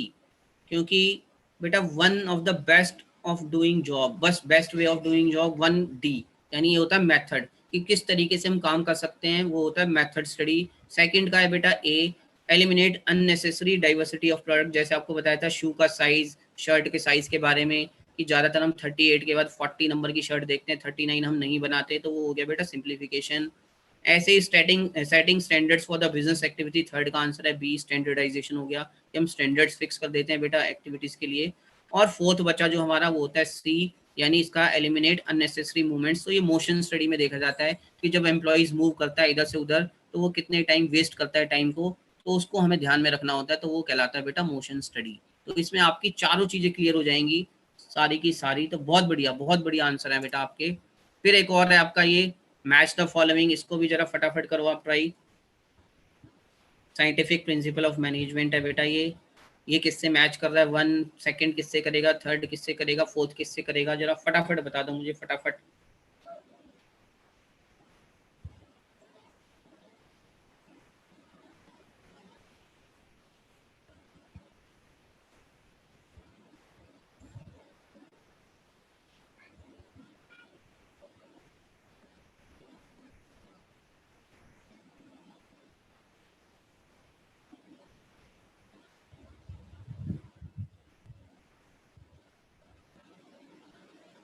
चलो जी आंसर भी आपको बता देते हैं, 1 का डी, सेकंड का सी, थर्ड का बी, फोर्थ का ए। तो बेटा 1 है डी, यानी कि साइंटिफिक प्रिंसिपल ऑफ मैनेजमेंट दिए हैं टेलर ने। सेकंड का है सी, जनरल प्रिंसिपल किसने दिए हैं, फ्यूल ने। थर्ड का है बेटा बी, फंक्शनल फोरमैनशिप, इससे रिलेटेड है हमारी टेक्निक है ये एक टेलर सी जो अभी आपको बताई थी। और रेस्ट इंटरवल इन जॉब्स होता है बेटा फटीग स्टडी, यानी थकान अध्ययन। जैसे अभी मैं पढ़ रहा हूँ, कई बच्चे बोल रहे हैं अब थक गए सर हम, बहुत सारा क्वेश्चन हो गए, अब सर हम बोर होने लग गए, तो बेटा यही होता है थकान अध्ययन, फटीग स्टडी। रेस्ट इंटरवल्स चाहिए आपको, रेस्ट चाहिए सर इतना पढ़ लिए, अब थोड़ी देर रेस्ट दे दो सर, इतने सारे क्वेश्चंस पूछे जा रहे हो। चलो जी, तो ये आपकी असाइनमेंट है बेटा सेकंड चैप्टर की, क्वेश्चंस आप देख लेना, very short answer, short answer और लॉन्ग आंसर्स, तीनों टाइप के मैंने बेटा इसमें क्वेश्चंस दे दिए हैं आपको। तो तीनों असाइनमेंट है आपके लिए, इनके आप स्क्रीनशॉट ले लेना, दोबारा से देख लेना इनको और ध्यान से करना, इस सारे क्वेश्चंस आपको करने हैं। चलो जी, अब फटाफट बिजनेस एनवायरनमेंट का एक टॉपिक बचा हुआ है आपका। तो बिजनेस एनवायरनमेंट हमने लास्ट क्लास में ही खत्म किया है बेटा। तो इसमें हम आपको बताते हैं, ये जैसे इसका माइंड मैप मैंने बनाया हुआ है, सेम आपको बता रहा हूँ, ये खुद बनाना आप, इसमें पूरे चैप्टर की समरी दी हुई है कि किस तरीके से बिजनेस एनवायरनमेंट का मतलब क्या है, फीचर्स क्या है, डायमेंशंस क्या है, कौन कौन से फैक्टर्स इफेक्ट डालते हैं, economic reforms, liberalization, privatization, globalization. तो इसको तो आप बेटा एज इट इज बनाना, ध्यान से खुद बनाना, ताकि आपको पूरा चैप्टर रिवाइज हो जाए। और ये मैं फटाफट आपको दिखा रहा हूँ, features of business environment. Disturb C हम इस तरीके से याद कर सकते हैं, डिस्टर्ब सी इसीलिए बोल रहे हैं क्योंकि बी गायब कर दिया इसमें से, तो ये डिस्टर्ब हो रहा है, इसीलिए यहाँ से बी गायब है, इसलिए हमने इसको नाम दे दिया डिस्टर्ब सी। डी मतलब डायनामिक, आई मतलब इंटर रिलेटेड, एस मतलब specific and general forces, T मतलब totality of external forces, U मतलब अनसर्टेनिटी, आर मतलब रिलायबिलिटी, और बी डिस्टर्ब है, सी हो गया कॉम्प्लेक्स, जटिलता। तो बेटा ये फीचर्स होते हैं बिजनेस एनवायरनमेंट के। आप देखोगे बहुत सारी टर्म्स वही आ रही हैं जो हम पढ़ चुके हैं, गतिशील होता है ये, इंटर रिलेटेड होते हैं सारी चीज़ें आपस में, स्पेशल और क्या होती हैं, जनरल फोर्सेज होती हैं, बहुत सारी एक्सटर्नल फोर्सेज होती हैं जो बिजनेस को इफेक्ट करती हैं। बिजनेस अनसर्टेन है, अनिश्चितता है बेटा एनवायरनमेंट में, हम आपस में इनको रिलेट करते हैं, और बहुत ही कॉम्प्लेक्स टाइप का होता है, तो ये याद करने का तरीका है बेटा शॉर्ट में उसको। और डायमेंशंस को याद करने के लिए सर ने आपको शॉर्ट में बताया भी था, एक था स्टेपल के नाम से। एस मतलब सोशल सामाजिक पर्यावरण, टी मतलब टेक्नोलॉजिकल, ई मतलब इकोनॉमिक, पी मतलब पॉलिटिकल, और एल मतलब लीगल। तो ये आपको शॉर्ट में याद करने के लिए था बेटा तीनों स्टेपल के नाम से। तो इसको आप इस तरीके से याद कर सकते हो, 5 डायमेंशंस होती है बिजनेस की, वो ध्यान से पढ़ लेना इसको। ऐसे ही ये आर्थिक यानी इकोनॉमिक एनवायरनमेंट में क्या क्या चीज़ें आती हैं, वो भी आप एक बार रीड मार लेना बेटा। और सामाजिक पर्यावरण के कौन कौन से होते हैं वो भी मैंने आपको बता दिए इसके अंदर, ध्यान से देख लेना, क्योंकि ये रिवीजन क्लास है, मैं एक्सप्लेन नहीं कर रहा हूँ ज़्यादा। ऐसे ही बेटा जो राजनीतिक वातावरण है उसके अंदर क्या क्या चीज़ें आती हैं, ये आपके सामने है सारी, आपको ध्यान से देख लेना, क्योंकि टाइम बहुत ही जल्दी ख़त्म होने वाला है। और ये बेटा जो डीमोनेटाइजेशन था उसके क्या क्या प्रभाव पड़े थे, ये भी मैंने आपके लिए शॉर्ट में इसमें डाल दिए हैं। आप वीडियो देख के दोबारा देख लेना इसको, क्योंकि ये शॉर्ट में थे बहुत ही, और आपको रिवाइज करने के लिए बनाए थे। फिर भी मैं अब 2-4 क्वेश्चन ले लेता हूँ फटाफट बेटा। Celebration of Diwali is an example of dash environment, फटाफट आंसर दो बेटा, बस क्लास हम जल्दी खत्म कर रहे हैं 5 मिनट के अंदर अंदर बेटा, 2 बज गए हैं।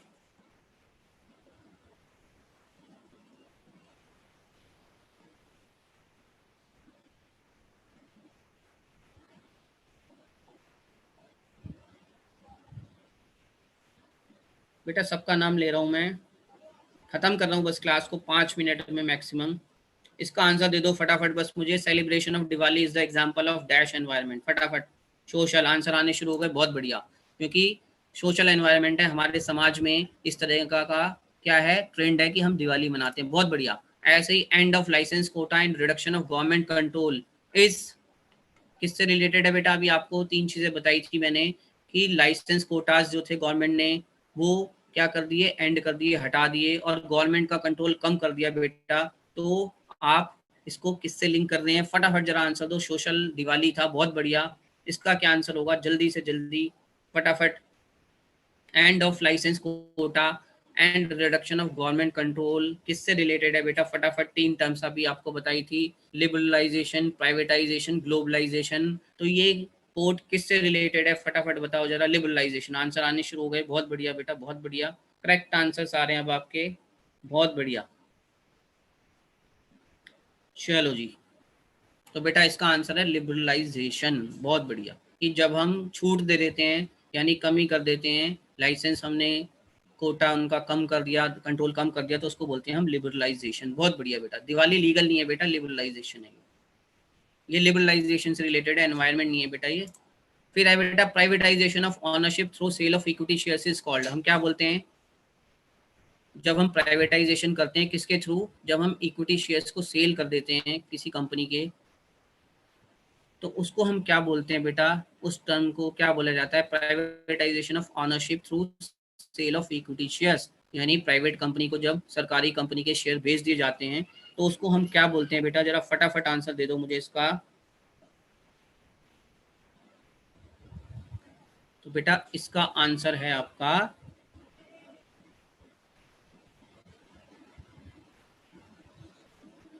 डिसइन्वेस्टमेंट। बहुत बढ़िया, शालू ठाकुर का जवाब आ गया है डिसइन्वेस्टमेंट। बहुत सारे बच्चों के आने शुरू हो गए, बहुत बढ़िया। इसको बोलते हैं हम डिसइन्वेस्टमेंट। ये सारी टर्म्स बेटा आपके लिए इंपॉर्टेंट है, डिसइन्वेस्टमेंट, बहुत बढ़िया। Nowadays, consumers are very health conscious, which is giving to increased demand of organic products। आजकल आप देख रहे हैं हम ऑर्गेनिक प्रोडक्ट्स का बहुत ज़्यादा यूज़ कर रहे हैं। तो ये कौन सा फैक्टर है बेटा बिजनेस एनवायरनमेंट का जो इसमें आपको नज़र आ रहा है कि ऑर्गेनिक प्रोडक्ट्स को यूज़ करो? लीगल एनवायरनमेंट है, पॉलिटिकल है, इकोनॉमिक है या सोशल है? फटाफट जरा इसका आंसर दो फटाफट।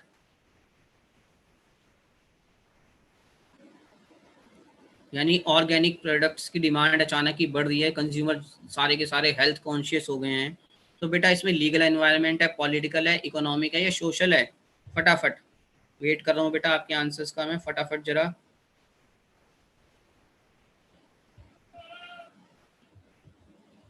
सोशल, सोशल, बहुत बढ़िया। आने शुरू हो गए जवाब। सोशल, इकोनॉमिक भी आ रहा है कईयों का। बेटा सोशल है, इकोनॉमिक से मतलब नहीं है। इकोनॉमिक तो आर्थिक होता है जिसमें रेट्स इंटरेस्ट के उन सबसे रिलेटेड होता है। पॉलिटिकल भी नहीं है बेटा, ये सोशल एनवायरनमेंट है। सोशली अब ऐसा हो रहा है, हम एक दूसरे को देख रहे हैं तो हमें लग रहा है हाँ ऑर्गेनिक प्रोडक्ट का यूज़ करो, हेल्थ कॉन्शियस हो रहे हैं हम सबको लग रहा है, तो बेटा ये सोशल एनवायरनमेंट है, बहुत बढ़िया। नेक्स्ट है the law of mining rules and regulation license required for run a business is example of. यानी बिजनेस को रन करने के लिए कुछ लॉज बनाए गए हैं, रूल्स रेगुलेशन बनाए गए हैं लाइसेंस के लिए भी। तो इसमें कौन सा एग्जाम्पल है बिजनेस एनवायरनमेंट का? जरा फटाफट बता दो। इकोनॉमिक है, पॉलिटिकल है, सोशल है या लीगल है बेटा? फटाफट। The laws of mining rules and regulations license required for running business is an example of. तो बेटा टर्म ध्यान से पढ़ने ला कि ये किसके बारे में बात कर रहा है। The laws of mining rules, तो ध्यान से पढ़ना बेटा टर्म्स को। बहुत बढ़िया, आंसर आने शुरू हो गए हैं इसके भी, बहुत बढ़िया, बहुत बढ़िया बेटा, आंसर आने शुरू हो गए इसके भी। बहुत बच्चों का आ रहा है इसके अंदर। लीगल एनवायरनमेंट, बहुत बढ़िया बेटा। लीगल है, जहां भी लॉ वर्ड पढ़ लो ना आप, लॉ, क्योंकि कानून जहां भी बनेगा तो समझ लेना वो लीगल हो गया, चाहे वो स्टेट गवर्नमेंट बनाए, चाहे वो सेंट्रल गवर्नमेंट बनाए, कोई भी बनाए बेटा। अब एक ये क्वेश्चन और दे दो फटाफट जवाब मुझे बस। Subsidy to cotton textile business is the, किसका एग्जांपल है? पॉलिटिकल है, लीगल है, इकोनॉमिक है? और GDP gross domestic product is concern with political, legal और इकोनॉमिक। ये सर ने बताया भी था जीडीपी आपको। तो बेटा वन का आंसर ए है, बी है या सी है, और सेकंड का आंसर ए है, बी है या सी है? फटाफट बता दो जरा मुझे।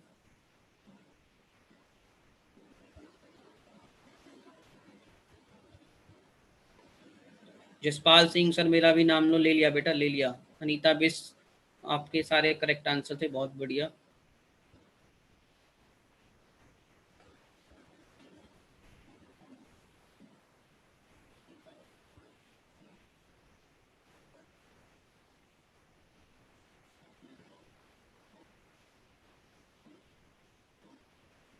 चलो जी, आपको आंसर बता देते हैं। फर्स्ट का ए बेटा, subsidy to cotton textile business is the political है बेटा, ये ध्यान रखना, लीगल नहीं है क्योंकि लॉ नहीं बना, ये पॉलिटिकल है। तो subsidy to cotton textile political environment हो गया बेटा। और जीडीपी सीधा सीधा इकोनॉमिक्स से रिलेटेड है, इकोनॉमिक्स आप सब पढ़ते ही हो तो आपको पता ही है कि जीडीपी जो होता है ग्रॉस डोमेस्टिक प्रोडक्ट बेटा, वो इकोनॉमिक एनवायरमेंट से रिलेटेड होता है। बहुत बढ़िया आंसर आ रहे हैं, बहुत बढ़िया। चलो जी, अब लास्ट है बेटा ये, और मैं आपको इसको एक्सप्लेन ही कर देता हूँ क्योंकि बहुत सारे बच्चों को डाउट होगा। जैसे मर्जर, एक्विजिशन और जॉइंट वेंचर, ये तीन टर्म्स आप पढ़ते हो, प्राइवेटाइजेशन के लिए यूज होते हैं ज़्यादातर। तो इन तीनों में जो डिफरेंस होता है बेटा, वो नीचे मैंने आपको बता दिया है। क्योंकि मर्जर, जॉइंट वेंचर और एक्विजिशन तीनों अलग अलग टर्म्स हैं। जॉइंट वेंचर होता है बेटा पुटिंग टुगेदर और combining the resources and expertise of two companies, यानी दो कंपनीज जब मिल के अपने सारे रिसोर्सेज को मिला के काम करती हैं तो उसको बोलते हैं जॉइंट वेंचर। हालांकि वो दोनों कंपनीज अलग अलग भी काम कर रही हैं, लेकिन मिलके किसी एक काम को जब वो करती हैं तो उसको बोलते हैं हम जॉइंट वेंचर, जो आप 11th में भी पढ़ चुके होगे बेटा। जैसे कि एग्जांपल भी मैंने दे दिया, भारतीय एंटरप्राइजेज एक इंडिया का बिजनेस ग्रुप है, उसने एक जॉइंट वेंचर किया है फ्रेंच इंश्योरेंस कंपनी है एक्सा, तो उसके साथ, तो भारतीय एक्सा के नाम से आप उसको देखते हो, जो यहाँ पर आंसर में है आपका बेटा जॉइंट वेंचर भारतीय एक्सा जनरल इंश्योरेंस। तो थर्ड का आंसर है सी, क्योंकि वो जॉइंट वेंचर है। ऐसे एक्विजिशन या टेक ओवर का मतलब होता है एक कंपनी बेटा जब दूसरी कंपनी को खरीद लेती है तो उसको बोलते हैं एक्विजिशन या टेक ओवर। जैसे आप यहाँ पर देख रहे हो एक्विजिशन, सेकंड का आंसर हमारा क्या है बेटा ए। जैसे मिंत्रा आपने सुना है, उसको किसने टेक ओवर कर लिया, फ्लिपकार्ट ने उसको खरीद लिया, तो उसको बोलते हैं हम बेटा एक्विजिशन। और थर्ड हमने पढ़ा एक मर्जर। मर्जर बेटा क्या होता है, when two separate entities combines forces to create a new joint organization, यानी दो कंपनीज मिल जाती हैं एक दूसरे में, लेकिन उन दोनों की जगह एक नई कंपनी क्रिएट हो जाती है, तो उसको बोलते हैं बेटा मर्जर। जैसे यहाँ पर मैंने एग्जांपल लिया फर्स्ट, और यहाँ आप देख रहे हो Vodafone India and Idea to create a new company called Vodafone India limited. तो ये तीनों टर्म्स को बेटा मैंने डिफाइन भी कर दिया आपके लिए, बहुत ही इंपॉर्टेंट है, इसलिए मैंने इनकी एक्सप्लेनेशन भी दे दिया और इसका आंसर भी आपको बता दिया है। और अब टाइम लगभग हो गया है, बहुत बढ़िया आंसर्स आ रहे हैं बेटा, आपको इसको देख लेना ध्यान से। और एक था ये सडन अनाउंसमेंट ऑफ डीमोनेटाइजेशन, हमारे प्राइम मिनिस्टर ने किया था, तो वो क्या चीज़ है, तो बेटा सडन लिखा है इसमें, तो अनसर्टेन होता है कि अचानक ही कर दिया, किसी को पता नहीं था नोटबंदी हो जाएगी, लेकिन अचानक ही उन्होंने कर दी, तो उसको बोलते हैं अनसर्टेनिटी, अनिश्चितता है। तो जैसे ही प्राइम मिनिस्टर ने अचानक ही अनाउंस किया, तो ये बिजनेस एनवायरनमेंट का बेटा अनसर्टेन फीचर दिखा रहा है, अनिश्चितता। चलो जी, अब ये खत्म कर रहा हूँ मैं। Cigarette smoking injurious to health, अगर पैकेट पे लिखा है सिगरेट के तो वो स्टैट्यूटरी वार्निंग है, कानूनी रूप से है, तो स्टैट्यूटरी होता है बेटा लीगल एनवायरनमेंट, तो हम इसको लीगल करेंगे। चलो जी, एक हमने देखा स्पेसिफिक फोर्स कौन सी होती है, गारमेंट मान लो मैन्युफैक्चरिंग इंडस्ट्री है, तो उसके लिए इनमें से कौन सी स्पेसिफिक फोर्स है। कुछ होती है जर्नल, जो हम ये बिजनेस एनवायरनमेंट के आयाम पढ़ रहे हैं बेटा, ये सारे जर्नल हैं, सोशल, पॉलिटिकल, लीगल। लेकिन अगर हम स्पेसिफिक की बात करें तो वो सिर्फ उसी इंडस्ट्री से लिंक्ड होती है। जैसे गारमेंट मैन्युफैक्चरिंग इंडस्ट्रीज है, तो उसके लिए बेटा चेंज इन फैशन जो है वो स्पेसिफिक फोर्स है, क्योंकि लॉ, गवर्नमेंट और टेक्नोलॉजी ये तो सारे बिजनेस पे इफेक्ट करेगी, लेकिन फैशन जो है सिर्फ उसी पे करेगा। तो चलो बेटा, आज की क्लास का एंड करता हूँ, और ये आपके सामने असाइनमेंट है इस चैप्टर की भी। बिजनेस एनवायरनमेंट के मैंने शॉर्ट आंसर टाइप दे दिए हैं, वेरी शॉर्ट भी हैं इसमें, और बेटा ये शॉर्ट आंसर टाइप भी हैं इसके अंदर, ये भी ध्यान से देखना, आप सारे क्वेश्चन करने हैं आपको, और लॉन्ग आंसर टाइप भी हैं बेटा। ये सारे क्वेश्चंस अगर आपने कर लिए जो मैंने आज आपको असाइनमेंट दिए हैं, तो आपके सारे क्लियर हो जाएंगे बेटा कॉन्सेप्ट, ये सारी असाइनमेंट आपको करनी है। और गाइडलाइंस ये हम आपको बार बार बता रहे हैं, कोई भी डाउट हो तो इन गाइडलाइंस को आप फॉलो करिए, आपके सारे डाउट्स क्लियर हो जाएंगे। और ये आपका टाइम टेबल है जो सबके पास है, और अब तो सबको टाइम टेबल पता ही है क्या चल रहा है हमारा। तो बेटा थैंक यू वेरी मच, अभी भी बहुत सारे बच्चे 2:10 तक भी मेरे साथ जुड़े रहे, इतनी पेशेंस रखी आपने, थैंक यू आप सबके लिए बेटा। 10 मिनट मैंने आज ज़्यादा ले लिया, हालांकि मैंने कोशिश की, क्योंकि 3 चैप्टर थे, बहुत सारा मटेरियल था आपके लिए, तो मैंने कोशिश की बहुत ज़्यादा जल्दी जल्दी ख़त्म करने की इसको। फिर भी मैंने आपको कोशिश की है कि सारे कॉन्सेप्ट आपके क्लियर हो जाएं। फिर भी अगर आपके पास कोई भी डाउट हो बेटा अभी भी, तो आप चैट बॉक्स में मुझे भेजना डाउट्स में, मैं आपके सारे डाउट क्लियर कर देंगे नेक्स्ट क्लास में। तो मैंने आपको कोशिश की है तीनों चैप्टर दोबारा से रिवाइज कराने की, विद क्वेश्चंस बहुत अच्छे अच्छे लिए, ताकि आपको सारा कॉन्सेप्ट क्लियर हो जाए। असाइनमेंट आप सारी करिए जो हम बोल रहे हैं, तो आपको कोई भी डाउट नहीं रहेगा। जिस बच्चे का पिछला क्लास रह गया था, तो बेटा दोबारा वीडियो देखना और सारे क्वेश्चंस को करना आप दोबारा से। मेरे जितने भी क्वेश्चंस हैं बहुत इंपॉर्टेंट होते हैं, आपको बता रहा हूँ, एग्जाम के पर्पज से सारे इंपॉर्टेंट क्वेश्चंस हैं। इन सारे क्वेश्चंस को करना, आप दोबारा से वीडियो देखना बार बार। बाकी और कोई डाउट है तो आप पूछ सकते हो। टाइम बहुत ज़्यादा ले लिया मैंने आज, 10 मिनट।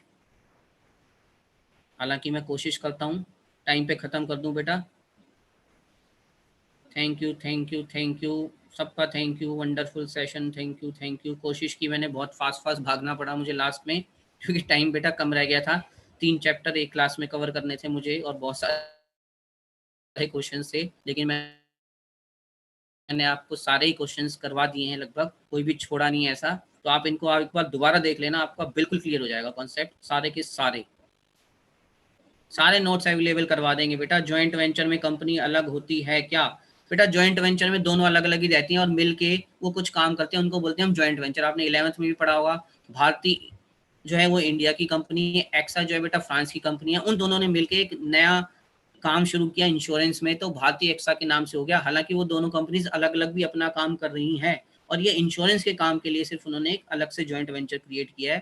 तो वो दोनों कंपनीज एग्जिस्टेंस में है, सिर्फ एक नया काम करने हैं बेटा। मर्जर में ये होता है दो कंपनीज मिलके एक नई कंपनी क्रिएट हो जाती है, उसको बोलते हैं मर्जर। यानी दो थी ए और बी लिमिटेड, वो दोनों मिल गई और एक नई कंपनी क्रिएट हो गई सी लिमिटेड, तो हो जाएगा मर्जर। जबकि एमैलगमेशन में बेटा, या हम बोलते हैं एक्विजिशन, उसमें ये होता है ए ने बी को टेक ओवर कर लिया। तो ए चल रही है, जैसे अभी मैंने वोडाफोन और आइडिया का एग्जांपल दिया, वो क्या है? एक्विजिशन है, यानी टेक ओवर कर लिया। तो उसमें एक कंपनी दूसरी कंपनी यानी उसको खरीद लेती है, बस ये है। उसमें नई कंपनी क्रिएट नहीं हो रही, मेनली ये है। एक्विजिशन में, टेक ओवर में नई कंपनी क्रिएट नहीं होती, एक दूसरे को खरीद लेती है बस। जबकि मर्जर में दो कंपनीज मिलकर एक नई कंपनी बन जाती हैं। तो ये फर्क होता है बेटा मर्जर में और एक्विजिशन में।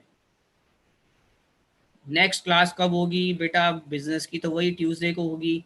और नेक्स्ट क्लास में जो आपका है 4th चैप्टर स्टार्ट होगा बेटा। अब प्लानिंग प्लानिंग स्टार्ट करेंगे बेटा हम 4th चैप्टर में। बेस्ट टीचर सर, इतने सारे दिल मत भेजो मुझे। Thank you thank you. Phone का बैटरी खत्म हो गया बेटा, हमारा भी टाइम हो गया बहुत ज़्यादा। मैं एंड कर रहा हूँ सेशन को, 2:15 हो गए, मुझे भी ध्यान नहीं, आपकी चैट में लग गया हूँ मैं। चलो sir, thank you very much आप सबके लिए। आज मैंने 10 मिनट ज़्यादा लिए आपके, कोई नहीं, क्योंकि 3 चैप्टर थे और मेरे साथ जितने भी लोग जुड़े हुए हैं टेक्निकल टीम, उन सबका बहुत बहुत धन्यवाद। Thank you very much.